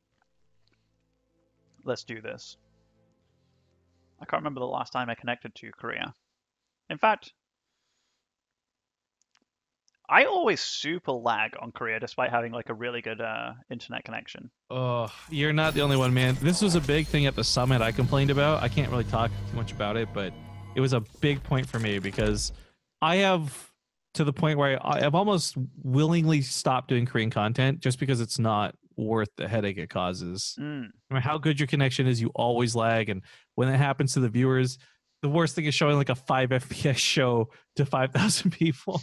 So let's hope it doesn't happen here, guys. I'm really impressed, by the way, that I have these chat channels on all 3 servers, despite I cannot remember when I last logged on to Asia. Yeah, this is like when I first realized you can make clans, I took the caster tag on every server, like Australia, North America, Korea, Europe, just so I would have the caster tag. And I don't really use it ever for anything. I just wanted it to have it. So I'm just like, yeah, it's there. It's a thing. I tell you what, this Zergling portrait looks really damn cool. Also, I'm called Barbecue Man on Asia, by the way. Yeah, are you in the chat channel? Because I don't see. Hold on. Barbecue Man. Barbecue Man is here. Everyone actually has such stupid Korea server names. I love it. Now, what would Barbecue Man look like? I think it looked like you wearing the double sunglasses. I've got to pick a Blizzard portrait, though. This is the thing. Ah, that's fair. Maybe this is a little Barbecue Man-y.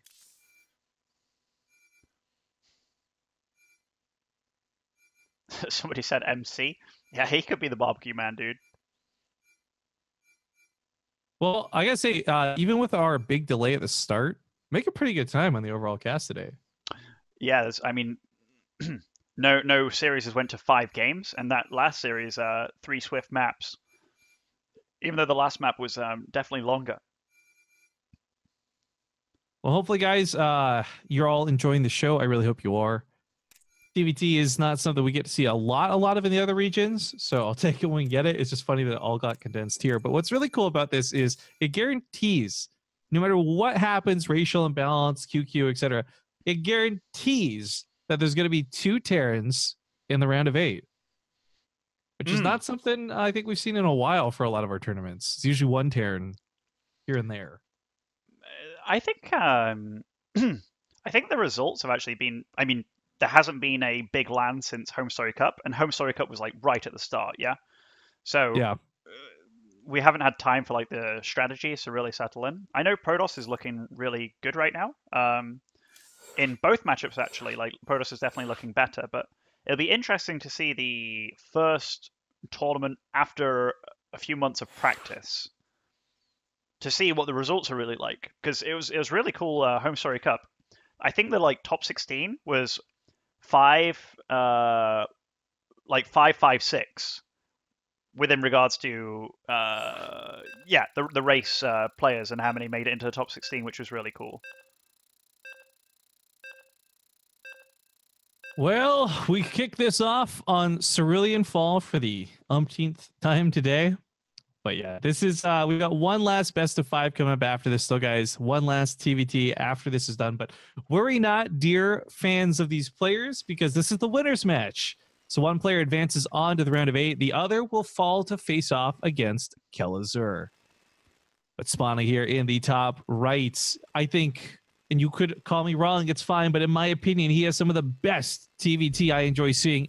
It is the Red Terran player, Cure. And his opponent in the bottom left, we have the blue Terran player. It's Tasia. Now, guys, I want to add something here to our donation goal for the day. We're trying to hit that 100 mark, bring the Muslim back for the Korea cast, all that goodness, right? We're at $74 just for the record, so we're almost there. If we reach 100, I will tell the Muslim an agonizingly awful and long joke for you all to enjoy. It's not worth it, team. Don't do it. Just, guys, I'm done. I'm busy that day.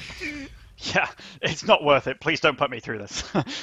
By the way, Cure versus Tasia. This is a really cool game. This is a really cool game because these guys come from like different eras of being good. Like when Cure was really good in the Pro League, and he is currently really good again. Tasia was off like playing elsewhere, like in the WCS circuits and stuff. And then he went away to the military. But it's really nice to see that we have like two standardly very good Terrans going at it in 2019. And it's so cool that Tasia's back as well. I just want to emphasize that. Like, it's so cool that he's back, and he's also looking very sharp. Well, you brought up Home Story Cup, and actually it's a bold statement I had made to Home Story Cup. I'm going to kind of follow up on here. Is I felt like Tasia was looking great for being back in the military. Absolutely, right? Fresh to the game and still as good as it was when he left. But I thought, like, give him 2 months. Give him about 2 months or so, and like he's going to be back in tip-top shape. He's going to be probably crushing nerds. And we're kind of getting close to that 2 month point. Not just yet, but we're getting there. And Tasia is certainly not letting us down. But oh no, the Muslim, I'm sorry. I'm so sorry. Has it been done? Dog One is open, just donated $26. So I'll give you a bit of a choice on this one. All right. We'll save it for game 2 because I want to see how this first game looks, guys. It's going to be a really great one. So during game 2 in the opening, when there's not much going on, I'll tell this bad joke. But the Muslim, I'll let you pick because I'm not sure. Maybe you've heard one of these before. I can either tell you the prom joke or the prisoner joke. Are they both like PG-13 kind of like, you know? Safe. Oh yeah, no one's gonna get in trouble for anything. Yeah. Okay, we'll go with the prisoner one, of course. Is that the worst one? Yes, because everyone asks me to tell this one on stream all the fucking time, and it goes pretty terribly. But all right, game 2, guys. We'll do the terrible joke. For now, though, again, thank you all for watching. If you are enjoying the show, before I ruin it with a bad joke and force you to leave, I hope you'll consider hitting that follow button so you come back for future BaseTradeTV stuff. But actually, on that small self-advertising note, at the top of the screen, there's an events tab. If you guys want to see the other dates for the other round of 16 matches, be sure to check out the events tab at the top of our Twitch page, or just go to twitch.tv/BaseTradeTV/events. And you can even hit a helpful little remind me. Twitch will send you a reminder when it's going live. So a member in the chat just asked a really good question, like, why was the mule inactive? So Tasia is one of the players that is very adamant about taking his mule off, because sometimes the mule can miss its last trip back, like with the cargo. And drop the minerals. It's just right. gone. So it picks the minerals up, but doesn't actually return them to the base because it runs out of time during this time. Depending on which mineral pack or patch you pick. Holy shit, that was a tongue twister. But yeah, so Tasia is one of the guys that's very adamant about that and still does it to this day. It used I don't know if it's something that they fixed or it's better now, but Tasia's still one of the only guys that does that. Supposedly the timing is perfect. If you put it on the close mineral patch, it should never lose minerals. Is what I've been told, but I don't know the specifics of mules enough to speak on that. I do kind of always wish, though, Blizzard does this thing where, like, you know, whether it's in the campaign or whether it's in co-op, sometimes there's minerals on the ground you can pick up. I always thought, like, well, if the fuel's just going to drop, why doesn't it just literally drop and let the SCVs pick it up so no one has to worry about this? Do you know what I personally think it is? Lazy? So Sorry, there was a chess player quite a long time ago. He was American, actually. Like, he was a great for, like, he was young, but he retired when he was like 20 just because he got too bored. But like, he started doing so well. Like, he went on a trip through Europe and stuff and beat everybody. And then he got so, like, he was so good that he started saying he would only play with people if he could start with, like, a pawn less than his opponents. So I feel that Tasia, knowing how good he is, actually gives Paul Morphy. Here we go. Thank you, ID. Yeah, it was Paul Morphy. So he would, like, give up a pawn and then play the game against top-level professional players. So I think Tasia giving up, like, the mule mining time is a little bit like that, you know? Just a little bit. There's actually a clip from someone's Twitch stream. Supposedly the world grandmaster chess player gave his opponent 8 free moves by just like hopping his knight forward and back, forward and back, forward and back, and still won that game. Oh, yeah. I saw that too. But it's crazy. Yeah.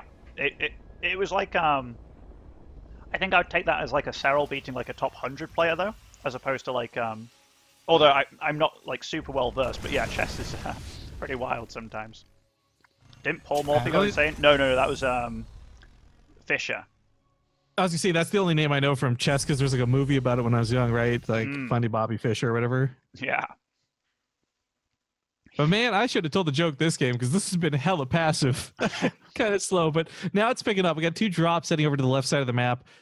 Cure is so good at everything, and now he's not dealing with lag. You're really gonna get to see him unleash, but.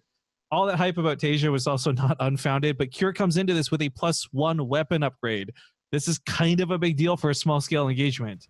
If this Raven can interference matrix or the Vikings can pick it off, then never you mind. But if Cure gets to unload these medevacs, it's bad news for Tasia. Tasia has a pretty decent like defense setup. Oh, and a tank at the bottom too? I wonder what he's going to do with his Ravens. Oh, double turret. Oh, 1 medevac down. Interesting, an interesting drop. So, Cure. Oh, the Raven. He's the Raven. Oh, that makes it so worth it. Oh, that weird ass missile. The alive turret, man. These are the moments you live for, Rifkin, when the alive turret is there picking off medevacs. But oh man. So if we look at this like realistically, honestly, I was too into the discussions and the chat and stuff that. I don't really know how Cure got such a lead, but it looks like he just played a greedier game than his opponent. And so he can actually afford to give away double drops like that. Even if it's just dealing a little bit of damage, his third was up and running. And also, you know when you put up a sensor tower, even though it's good for your vision and good for being defensive, it's also good for your opponent to realize where you are at in the game. So Tasia, upon seeing that up, is probably a bit like, oh, well, damn. That's pretty crazy that he's there already, but yeah, we'll see how this goes. Oh, no way! Oh. He gets past him again. I mean, that first attack, it picked off a tank. It picked off a Raven. It was so worth it for him. And this time around, it's even better because the response is way later. No defense reset up. 16 SCVs go down. Man, that is just supply block him. That is super rough, dude. I like those Vikings and Ravens were just out of position. Oh, he doesn't have combat shield either, and no medevacs to heal.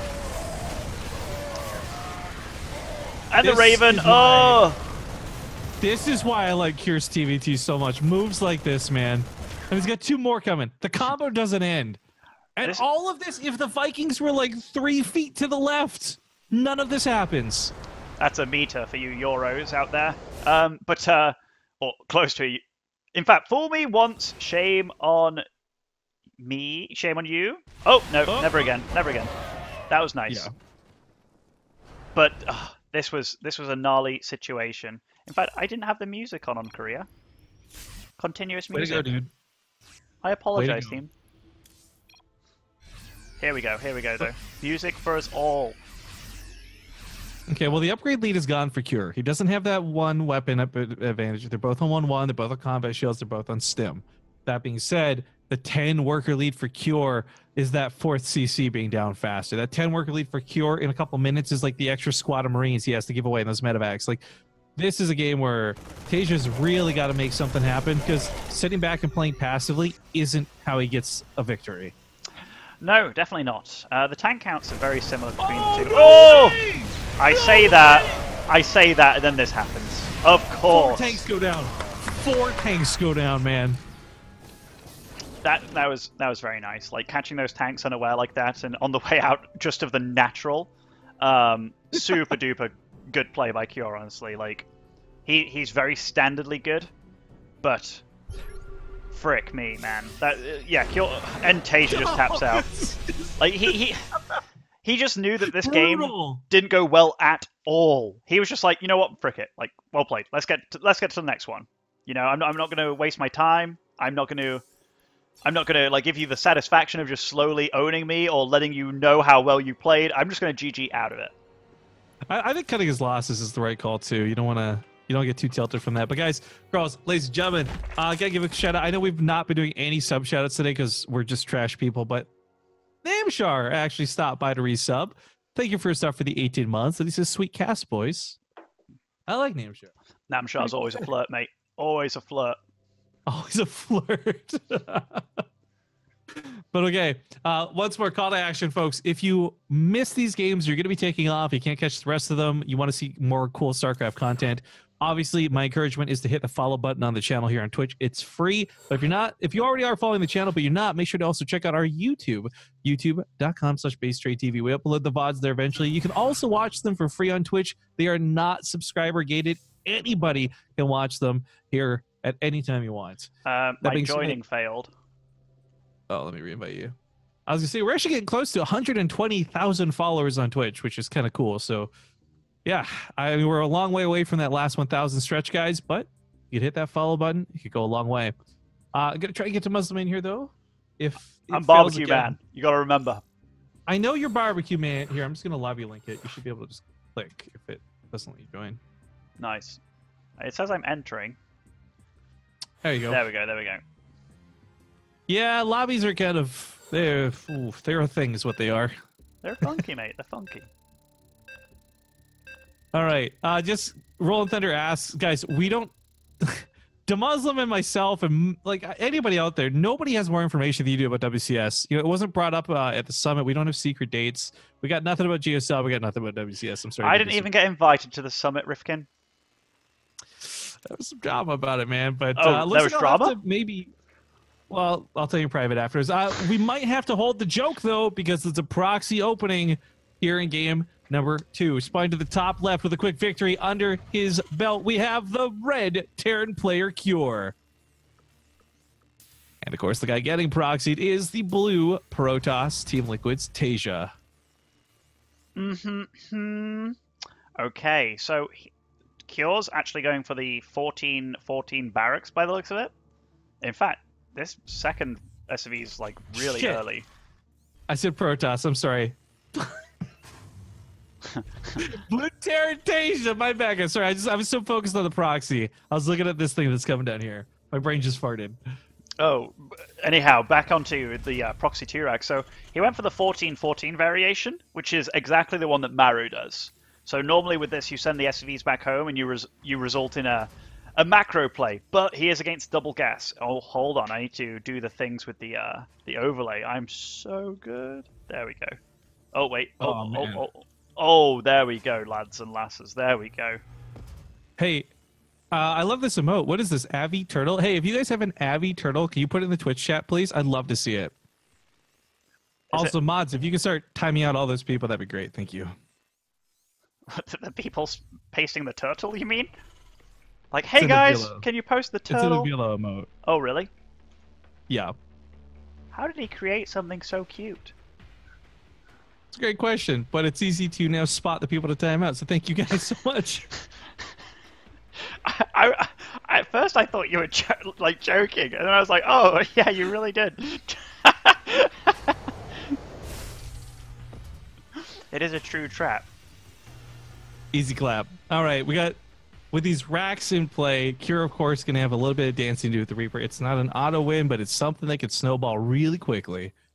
And also, yeah, he did send his SVs back. Oh, and look at this poor Reaper. He's searching around for a proxy, but didn't realize it was as close as it could possibly be to his base without really getting scouted. One really big thing here, by the way, it's really good to focus fire with the Reapers, because it will take like 3 volleys to kill an SCV. And he is kind of doing that.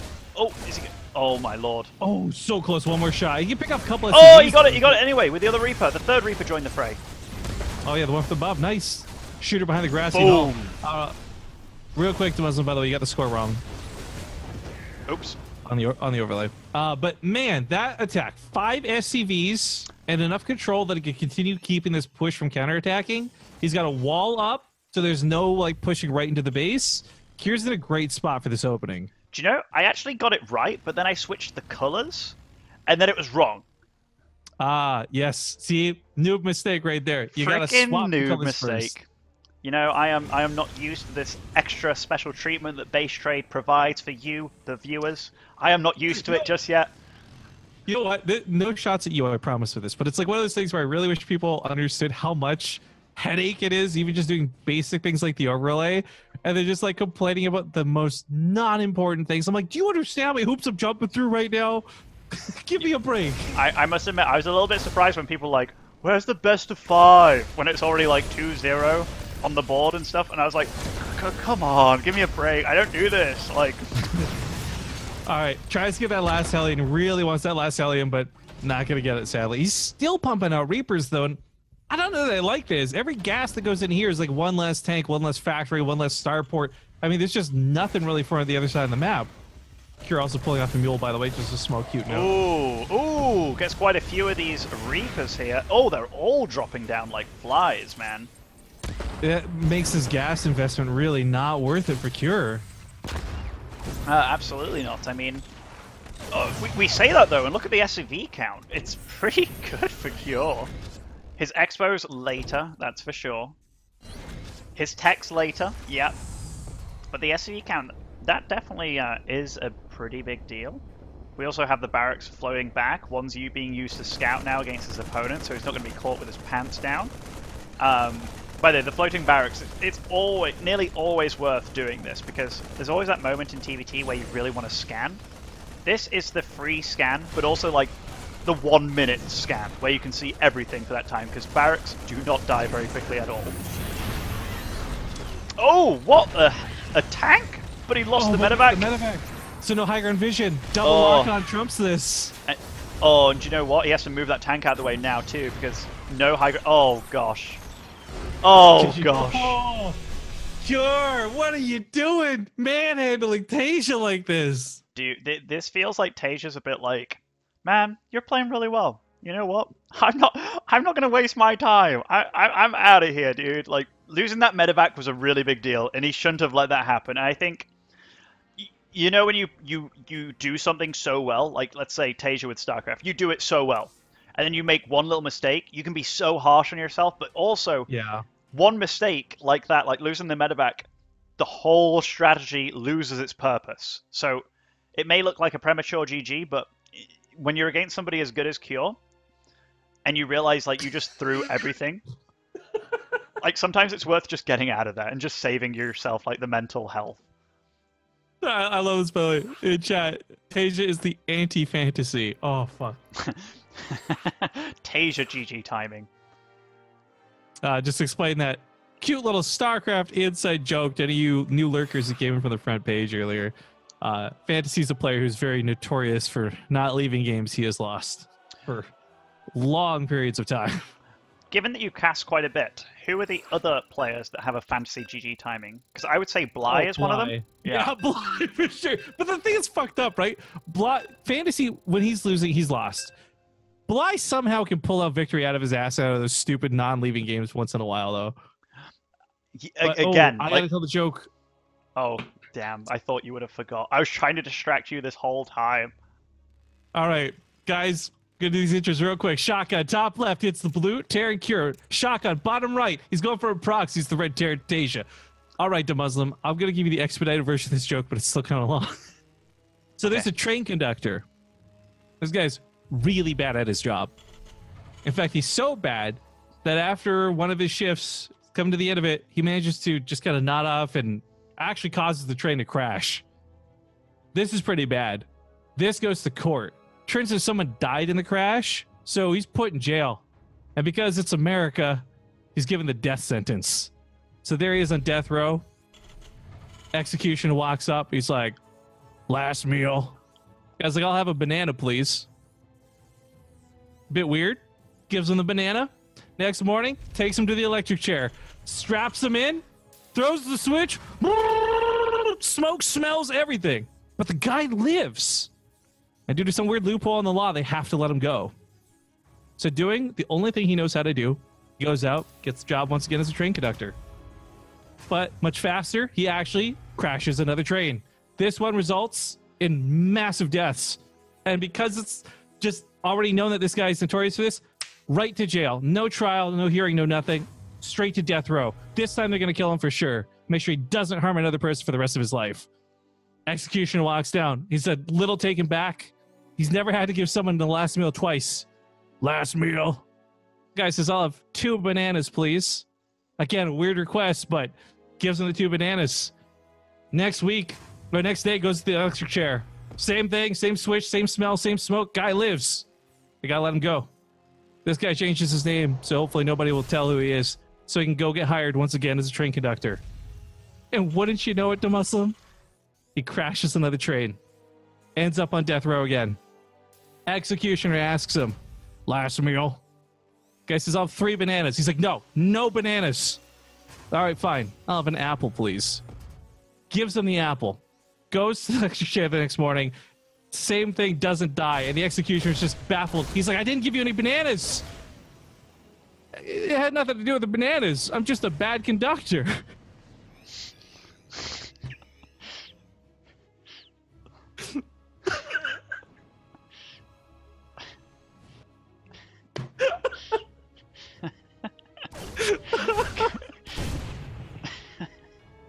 So about this game of StarCraft we have in front of us, to Muslim.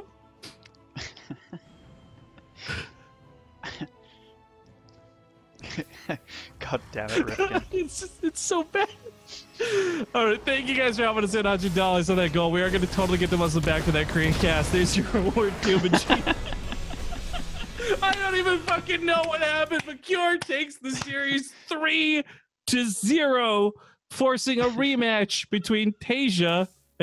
I hate you. Thank you. Between Tasia and Kellazur. I feel like my brain's been paralyzed, but like it actually wasn't as bad as I thought it was going to be, honestly. I just love the kind of like breathing a little bit heavier response was great. Yeah, so that's called the prisoner joke. It's not the train joke. I guess like being if you called it the conductor joke, it would kind of give it away, maybe potentially. Yeah, I don't want to give too much away.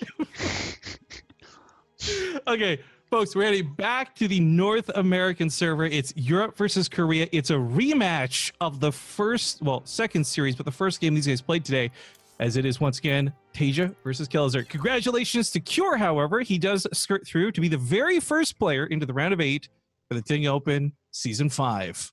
Of course, once more, guys, got to give a big love to the sponsors. We're supposed to play some video footage here, but I couldn't. There's no way I could ask the Muslim to do this without sort of taped together today's cast has been. So, again, just for both of the sponsors, Ting and Hover, thank you for helping us make Season 5. Thank you for helping create awesome opportunities for me to tell terrible jokes to thousands of people and to have some good StarCraft 2 in between. I'll get some subs coming in. Thank you guys so much. Sorry for not doing a lot of sub shoutouts today. But we're going to get this next series. It's the last best of 5 today, the very last TVT, Tasia and Kellazur. Before we get into it, Muslim, are you bold enough to make a prediction on who takes this? Well, I am bold enough, Rifkin, to make any prediction. I will say that I will give this one to Tasia. But all right. I'm just going to grab a glass of water very quickly. Okay. All right, well, the Muslim gets water, guys. We're going to get the vetoes going. Kellazur won the coin flip.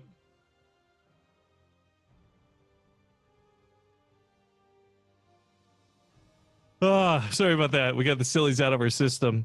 That was... I I'm gonna be real honest with you guys. I fucking hate telling that joke because it takes too long, and I get sweaty and I feel pressure because the longer it goes on, the more I'm like, oh fuck. But yeah, that's a once in a while joke. I'm glad some of you enjoyed it. I like this comment here. BaseTradeTV, my girlfriend broke up with me because that joke was so bad. Well, sounds like you're single and ready to mingle, man. So it's not all doom and gloom. But I'm probably better off if she broke up with you for somebody else's bad joke. yeah, doesn't sound like a healthy relationship in the first place. No, not at all.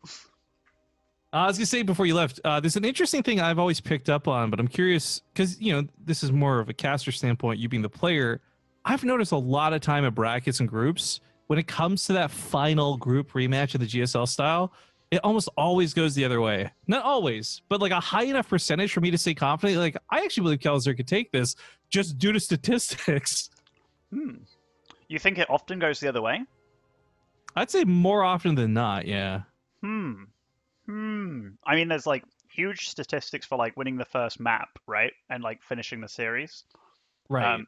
But within regards to it going the other way, I think it depends on the player and the player style. Let's say Bly wins the first series and they rematch again. I think it's very likely that Bly will lose just because you need some time to get used to him.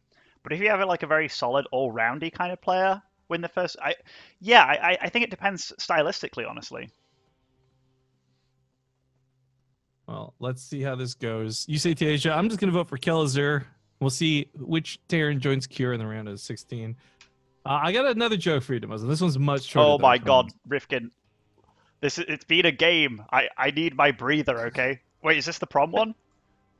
No. Okay. That's another very long one. That's another donation goal is what that is. Now this one's shorter. So a guy walks into a bar and he goes up to the bartender and he says, I'd like a glass of fruit punch, please. Bartender's like, sure, no problem. You just gotta get the back of the line. Guy's like, no problem. Turns around. The bar's totally empty. There's no punchline. Okay, that one sucked, Rifkin. That one sucked. I actually like. No, that was great, dude.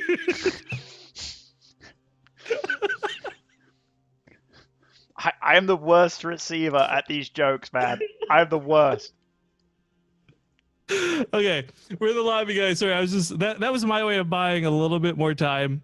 We got the players ready to go. DeMuslim's here. Let's rock into it. We're kicking off Parasite for this final best of 5. So I just got a tweet from Jenna Bain about the Idra picture weightlifting, and her tweet is like, it would be Idra, or this is Idra like still trying to carry the whole of NA or something like that, which I thought was kind of cute. Oh man, she's been grinding. I saw her tweeting about being masters now and stuff too. Oh yeah. I've actually seen Jenna watching a lot of StarCraft 2 streams too, which is pretty respectable. Cool. Yeah, I've caught her in parties chat a couple of times. Although when I go to parties chat, I'm mostly just shitting on partying. I go there, I'm like, hey party, how's it going? He's like, oh, it's fucking Rifkin. Fuck, what smells like shit? Oh, it's Rifkin. Thanks, party. Whenever I tune into Parting's stream, I swear, he's just trying to lick his frickin' elbow every time. And he calls it his ello as well, which makes it even funnier. He's like, yeah. And like, he'd be warm. In fact, he's the only person I've ever seen entertain a chat for like 30 minutes at the anticipation that this guy might actually be able to lick his elbow. Like, he's the only guy I've seen do it. He's only got like one shirt too, right? It's that brown shirt. But okay, folks, let's hop into this final best of 5. You're watching the Ting Open round of 16. Make sure to check out bttv.ting.com to support our sponsors and save yourself some money each month. If you're paying more than $23 a month on your phone bill, you definitely want to check out Ting. But spawning here in the top left, we do have the red Terran player for the final time today. It is Kellazur. And as part of the bottom right, it is, again, the final time today, Team Liquid's Tasia. The final time today, maybe after, well, it's the start of the best of 5, Rifkin. Okay, excuse me. For the final best of 5 today. I just meant that there's no other big series coming up after this. I started getting ready. I was like, final time? Do I put like 2-2? Is this the last map? And I realized like, no, these jokes just killed my brain. Like, I skipped time. I lost time. Oh, well, I think he's in the Korea house right now. That's nice. For those that don't know, there is a Chinese player called Time. I'm sorry, I'm in a mood. I gotta bring myself back. I'll help you, Rifkin, and so will these players. Okay, okay. So, we have... In fact, was it the... No double... I've totally lost what they're doing. Oh, Kellazur's going for 2-1-1 here? Okay, well, that's ballsy. That's... Wow, triple barracks with a poorly placed barracks here. And by poorly placed barracks, I mean you can't put an add-on there, so that's a slight misclick. I haven't seen this in, like, God knows how many TVTs. I don't have a lot of faith in it either. Wait, who just lost something there? So Kelazhur lost his initial SCD. Oh! I thought he was going to win that Reaper fight, but Tasia takes it. I want to remind everybody really quick, we are playing on the North American Central server. It's not perfect for either player. They're both going to be lagging. I'm not making excuses, but just keep that in mind for some of these fights.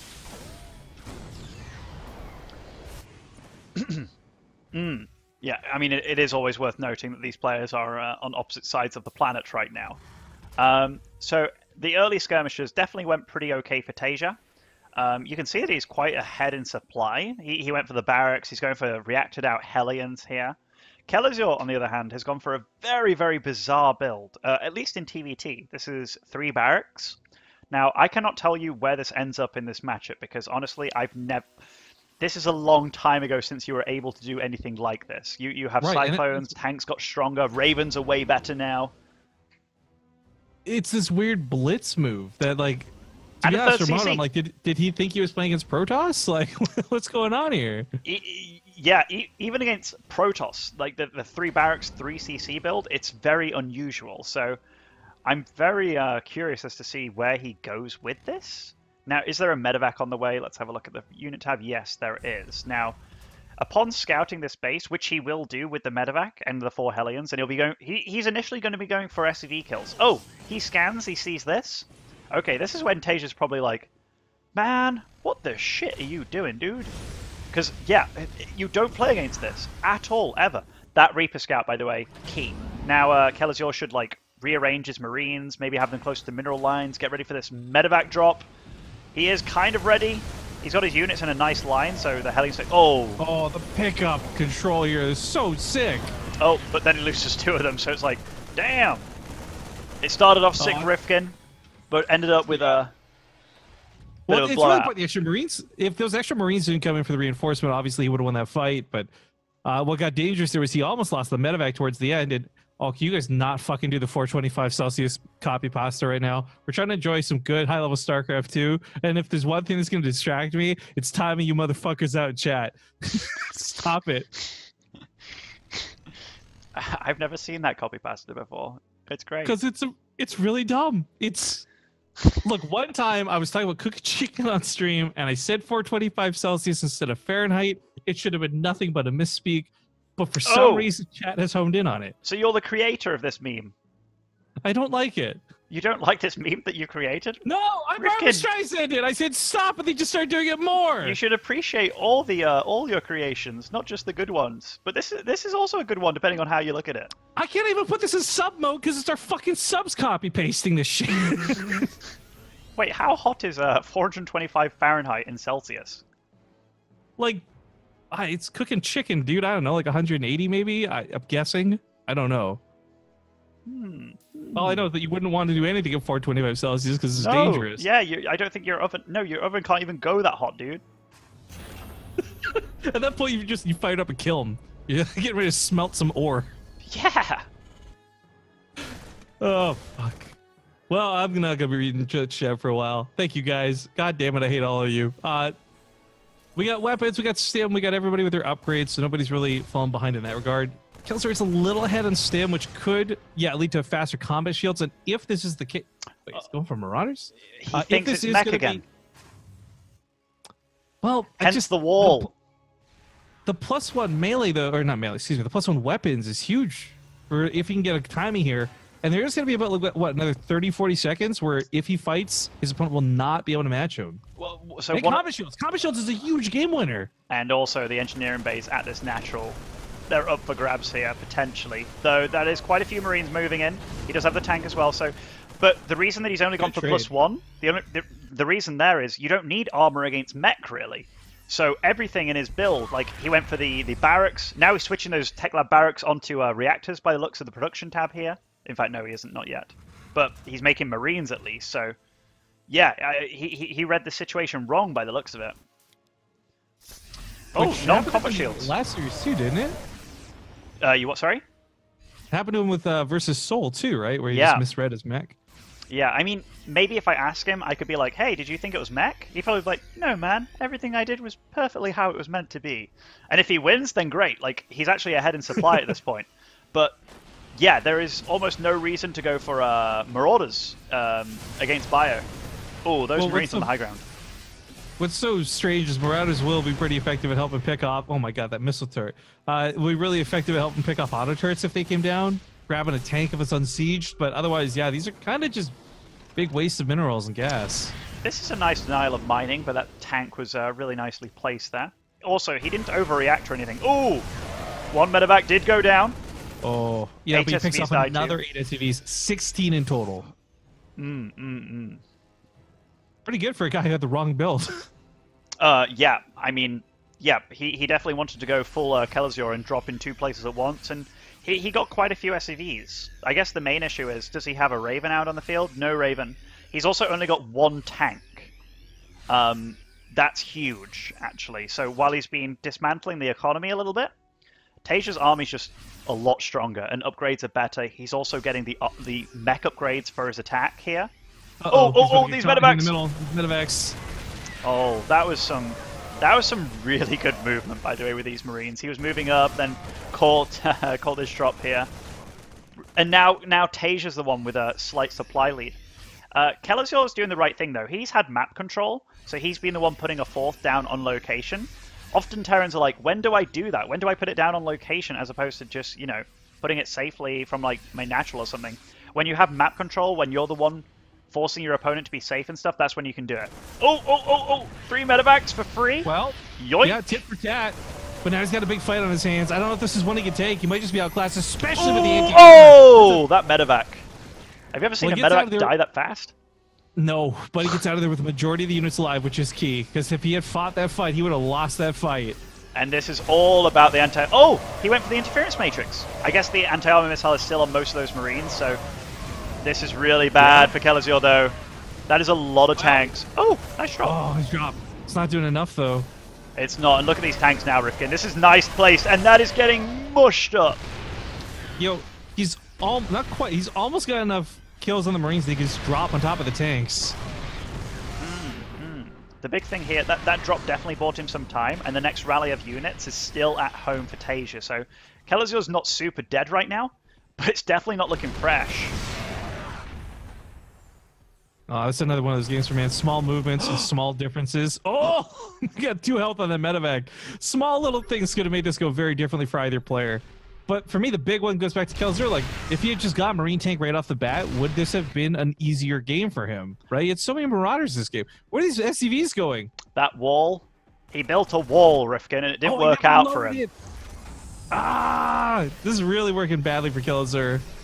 And he's kind of given away that he's got a 4th now, too. That isn't just a situation where it's like, oh, you just sent Marine or SCVs at me? No, he knows there's a 4th now. But really, you don't want to attack into a PF. And if you commit to the top, it really opens up the attack path for your opponent to get to you, to your side of the map, rather. But now these Marines are just going to start getting healed up. For now, he has superior upgrades as well. Yeah, it's just, it's rough, man. It's rough for Kellazur right now. And Taesia's moving in. And this base, these SCVs, they are not long for this world. Oh, nice pickup. Well, even with the pickup on the SCV, still losing the command center is brutal. No tanks to really counterfight with. He's desperately, I want to say, trying to get some Liberators out. It's an interesting way to try and get back into this, but if it comes down to air control, Taesia's got the money, the macro, and frankly, this game. Like, he's maxed out. Oh, and I love how he's doing this. Like, loading up the tanks. Dropping a bit funny here. Oh, these Liberators. That is cute. That is cute. Those And he's Liberators holding came on the in ramp. fly. His one tank is not doing much, but it's doing enough that he's winning the Marine fight. The Liberators reset the tank count, and suddenly Kellazur's not as out of this game as he looked moments ago. Taesia's supply is brought down to a manageable amount. Oh my lord. So, okay. That went about as good as it could for Kelazur. The 6 tanks all sieged up under 2 Liberators. The Marines fought. Oh my god, is Tasia just... What the hell is going on, Rifkin? Kellazur's winning a game in his own way, I think is the way you were putting it. No, what happened? Who took her? Did Tasia just give the controller to his mom or something? This is ridiculous. Everything went really, really bad all of a sudden. He moved into that army, dude. Yeah, you know what's crazy is Tasia's not really a guy to get cocky. Like, we've actually seen him for years, so it's not like a speculation thing. I can't imagine what happened to justify these moves, but it's costing him this game. Dude, he just moved like 7 siege tanks without... GG? Yeah. I actually don't know, Muslim. I'm just as confused as you are. Yeah, no clue, mate. No clue. I mean, like... What if like losing those tanks was just like enough to flabbergast him? He was just done. He's like, what? Wait, what? On a serious note, though, I hope it's not like Tasia, his wrist issues or anything like that. That's actually an interesting point. I'm hoping it was more just, oh shit, I messed up, as opposed to, oh fuck, like my hands. You know what I mean? Yeah. Whew. Yeah. Well, frick me. That's definitely one way to lose a game, though. Like, man, that. Whew. Well, it's a win Tasia is going to regret having given away, but if he's as good as we expect him to be, then it should just be a minor setback. But Kellazur is, I gotta tell you, even with whatever the question marks aside, I think Kellazur really earned that victory towards the end. Like the decision to put Liberators in play instead of trying to get any sort of other things, his weird builds, everything had gone so badly for him, the SCV rally. But even with all these things going terribly, he was still fighting his best fight. He still had the wherewithal to go for 2 Liberators. Yes, the position of those tanks was terrible, but Kellazur capitalized on it, right? Oh, absolutely. So those 2 Liberators were really surprise Liberators. Normally, let's say Tasia just didn't fly in like he did. Those Liberators would have been next to useless. Tasia was on 4 bases. He didn't need to do that move that he did. But then the Liberators as well on top of everything. It was like... The timing of that siege up, too, because you just couldn't move away. You could do anything. Yeah, I mean, it was one of those things where it's like, you just hopped into the worst situation.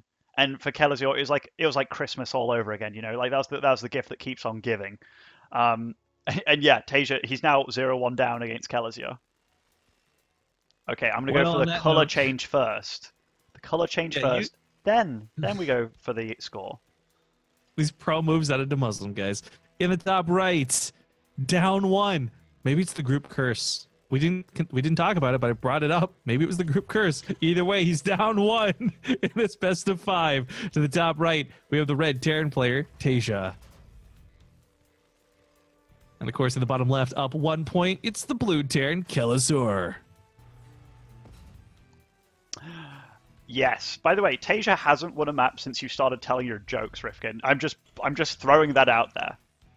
What you're saying is I should tell more jokes to just offset the balance further? Question mark. I'm not sure what you should do. The Muslim.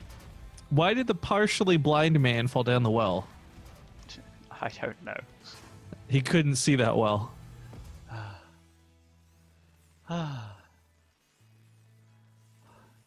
I should definitely get paid more to endure these jokes, Riffin. I was not aware that this was part of the deal. This is why we need the donation goal to be so high, guys. This is why it's going to cost so much. I come in here, it's like your internet doesn't work. It's like, Ben, please save the day. I'm like, okay, Riffin, right. I'll stream. I just got to get out of my system. Last one, I swear. Okay. It's a 2-parter, though. No, do you like no. No, do you like knock-knock jokes? No. Well, great, because my question is, why did the chicken cross the road? Okay, why?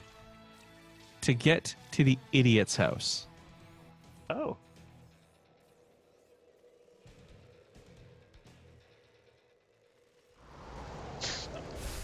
Hey, the Muslim, knock knock. Who's there? The chicken. I'm really sad, Rifkin. I feel I didn't deserve any of this. Unfollowed. Oh shit! This is where it gets really serious. All right, this is getting a little bit messy for Tasia in that last game. 425C. Yeah, we can bring it back, boys. Bring it back.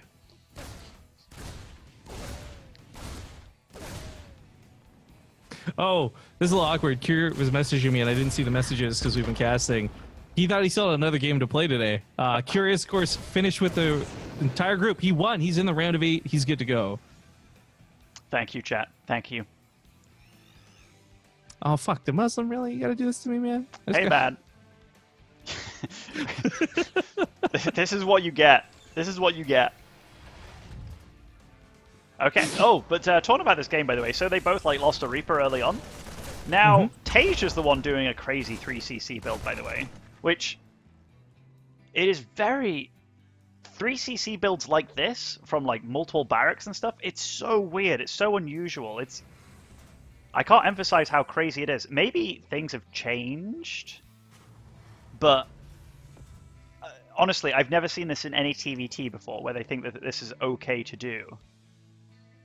But here we are in a series, and they're both doing it at each other.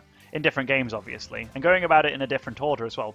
Super fast +1 for Tasia.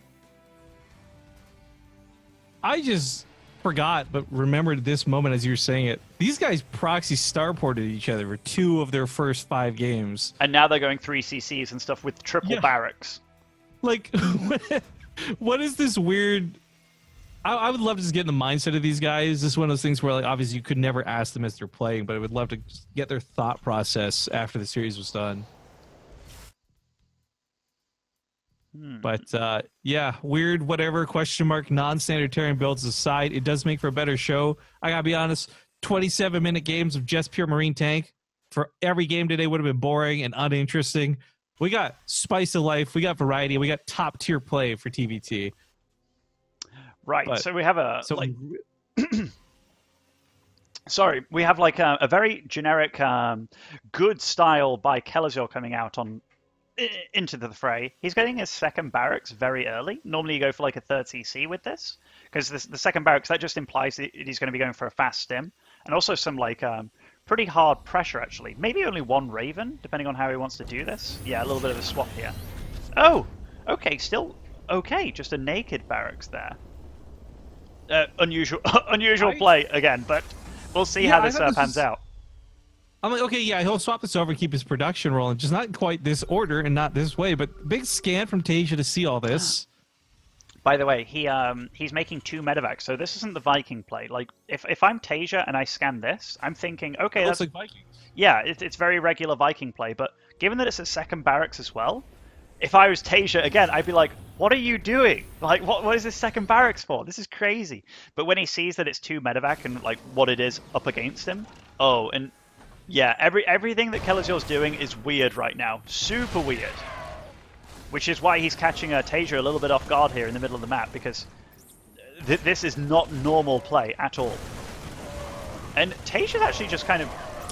That grenade! That grenade! Was so sick! They just cut out all the DPS from Tasia! It certainly did, and Tasia's got not much behind this, and you're fighting with... Oh, he put... Oh, look at this tank shot, the tank shots! He's got medevacs. He can win the Marine fight. He loses the Raven, that really sucks, but this costs Tasia so many SCVs. So many SCVs, and even a mule there. So, man, he had to pull everything to stop this. And, yeah, Tasia being out on the map, he got caught. He got caught. And he didn't expect Kellazur to be doing what he was doing, because it was totally unorthodox.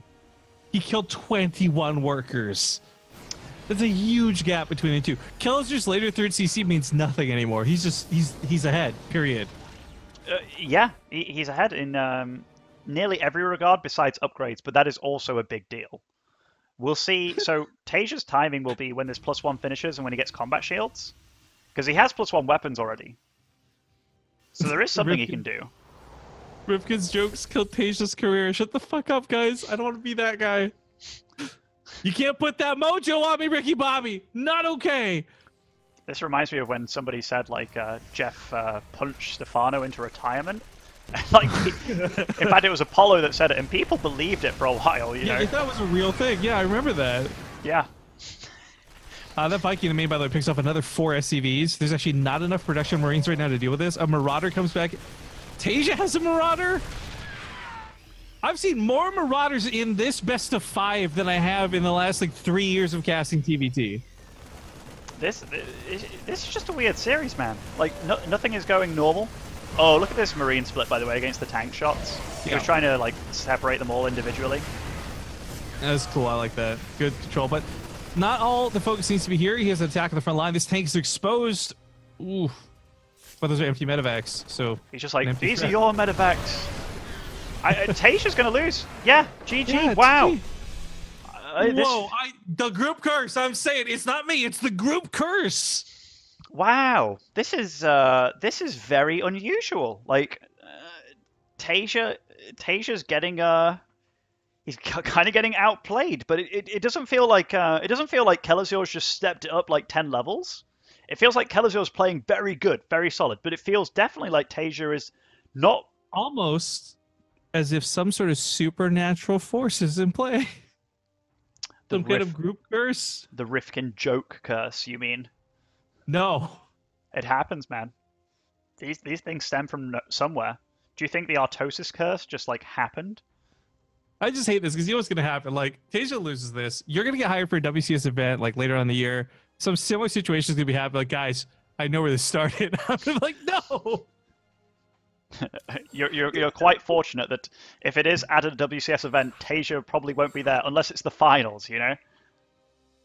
Oh, feels bad, man. Well, then, okay. I don't want to get into this because I don't know the rules, but isn't it like if you really wanted to, or you lived in Europe, you could play in WCS? I don't actually know the rules. I don't know what keeps them out. I think what keeps them out.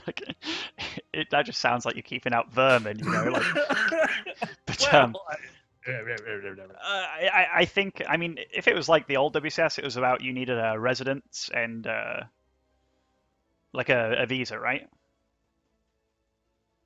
But I'm not sure. I'm saying there's a question mark because I legitimately don't know either. Because I mean, True plays in WCS, and that's primarily when he like moved to the US, even though he still kind of lived in Korea.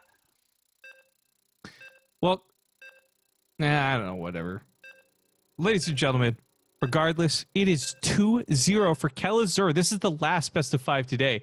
If Tasia loses this game, he's out. That's it. His tournament life is over. And Kellazur will be the one to advance on. So let's see if he can close it out. Spawning here to the bottom right. Kicking things off. Oh, he's getting down and dirty for this last one to Muslim. It is our Korean Terran player, Team Liquid's Tasia. He's 2-0 down right now. Wow. This is a risky move. Top left, of course, it is the guy dominating the series so far, Kellazur. But okay. We've actually seen a lot of success with these proxy Raxes so far, so I'm not upset that he's going for it, but this is such a risky move on his last life.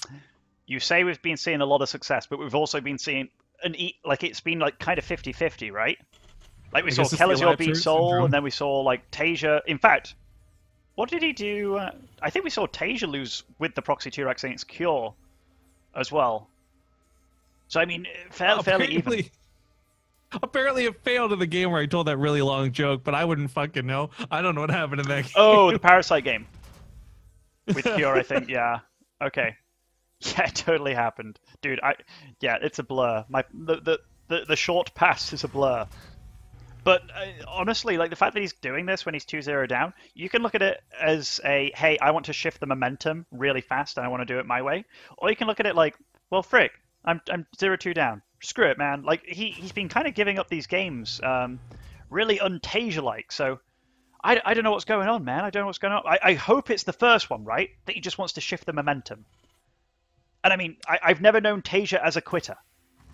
What if Tasia's actually the world's greatest showman? Dude. And he knows that winning 3-0 would be boring, so he loses the first 2 to come back and win the last 3. Look at this. Kellazur actually sees an SUV going back home. With his... Yeah, he's seen it going back home. Now Tasia has to dance his... If Tasia reveals this other SUV, then Kellazur knows what's up. He knows what's up. Oh, he gives it away. Yeah. Like, what? Well, the Reaper's already here, so I guess it doesn't really matter. Yeah. Oh, the Reaper was already mid-shot on the barracks. Kellazur got the first shot. Oh! Or did he, Rifkin? Or did I he? did. Oh, well, they moved. They probably just Oh, reset. he hopped up! Oh, no! The SCV! Oh, he hopped up with the low health Reaper. That was a mistake. A mistake for the ages. I Buy some time. Starport starts up. This Reaper's gonna be out in a second. Help deal with it. But there's 2 Reapers he's got to fight. Can you imagine if he didn't lose that second Reaper? Can you imagine what would have been happening right now? Oh my god. Oh my god, he gets the Oh! SCV. Do you think he's gonna GG? He's gonna hold this. Okay, he's not gonna GG. I don't know. Tasia, he's been cutting his losses, but I mean, it's your last game. I don't think. Well, there's no Tasia GG timing this time, so that's good. It's good. I'm like, my heart was beating really hard there, thinking like, please, not like this, not Tasia. But Kellazur darting across the map with the Hellion. There's no wall up just yet. Uh-oh. He's gonna get in. He's gonna cancel the factory. There we go. Oh my god! Okay, hang on. Moment of silence. Moment of silence. F's in the chat to pay your respects. Tasia dies 0-3. In how long though? When was the first game of this play? 26 minutes, 36, 41, and it's now. Wow. Yeah, I'm checking the replays. Yeah, how long were each of these games on the replays? 13 minutes, 8 minutes, and 3 minutes. 13 minutes, 8 minutes, 3 minutes, so a 24-minute best of 5, 3-0 Tasia. Kellazur 3-0 Tasia. What the fuck, dude? Man, I mean, you know, like, I'm gonna have to go with like Diego played really, really well, but Tasia definitely wasn't playing himself. And well, Muslim, you got to take into account they're playing off servers. So what does it really mean? I mean, honestly. Rifkin, I will battle that. I will battle, even though you're being silly. Even though you're taking like playing devil's advocate here. They played the first series, and it was a really fucking good series. But Tasia definitely played much better that first series than he did. Like something happened to him during the Cure games. Look, I'm not going to make excuses, but we also got to keep in mind it is terribly late in Korea right now. Oh, really? Not what time? Optimal playing hours too. What time in Korea right now? I think it's like what 2 a.m. Oh. Yeah, 1:43 a.m. Okay. So again, there's a lot of factors coming in. This isn't just like Tasia just like suddenly became bad, but I mean, maybe it's risk, maybe it's the time, maybe it's the server. Like there's this, that, and the other. I do want to point out though, guys, I'm not okay with this. I hate that this is even a thing in StarCraft. Even just joking about match fixing is not okay in this channel. I know we've been a little bit sarcastic, serious moment today. Shut that down right now. Even if it's a question mark, even if you don't understand what's going on, shut it down. I don't entertain that sort of conversation. If it is happening, it'll get solved. But like, I don't think that's the case. And everyone who wants to even insinuate that is, fuck right off. Tasia's made of integrity. Yeah, I'll back that up. Tasia's very good. Now I know there was somebody in the chat earlier that was like, yeah, Tasia, he doesn't have wrist problems anymore. I mean, I watch Tasia stream quite a lot, and he does still talk about like, yeah, they're okay. They're not the best yet, but they're getting better, kind of thing. We don't know what it was. It could be a late thing. Could be, maybe his endurance is just off, you know. But it was a long tournament, yeah. Yeah, I like this was a lot of games today. Given that it is at the end of the day, we don't know what his sleep schedule. We don't know a lot of things. All I know is that isn't the best we've seen of Tasia. Tasia can absolutely play better, and I would look forward to seeing him again in the future in other things because, yeah, he is definitely on his way back. That just wasn't his best performance. No, but I at the same time, we can talk all day about Tasia. Got to give some respect to Kellazur for many different things. Oh, Going absolutely. back to that first best of 5 today, that was an excellent series. And while Tasia did win the first time, Kellazur did not go down without a fight. And looking forward to the round of 8. We now know the first 2 of 8 players, Cure and Kellazur. I'm already excited to see what that potential brings because it's not 2 Koreans automatically through the group easy peasy mode, right? We have a Korean group, sure, but that means there's only going to be 2 Koreans, period, in the round of 8. And this 4 Terran group that was 2 Koreans, 2 foreigners, and we have 1 Korean going through and 1 foreigner. That's an amazing result, honestly. Like, Or when I three. saw the players, I was like, yeah, it's probably going to be Cure and Tasia. Like, they're really, really solid. Even though I think Kellazur and Soul are very, very good, I wouldn't have expected these results, honestly. Cure first, Kellazur second. It's not only that, but the scores aside, the way the games got played out too today, like I don't think they really represent the way the games went. You know, seeing like 3-1s and 3-0s. No, absolutely.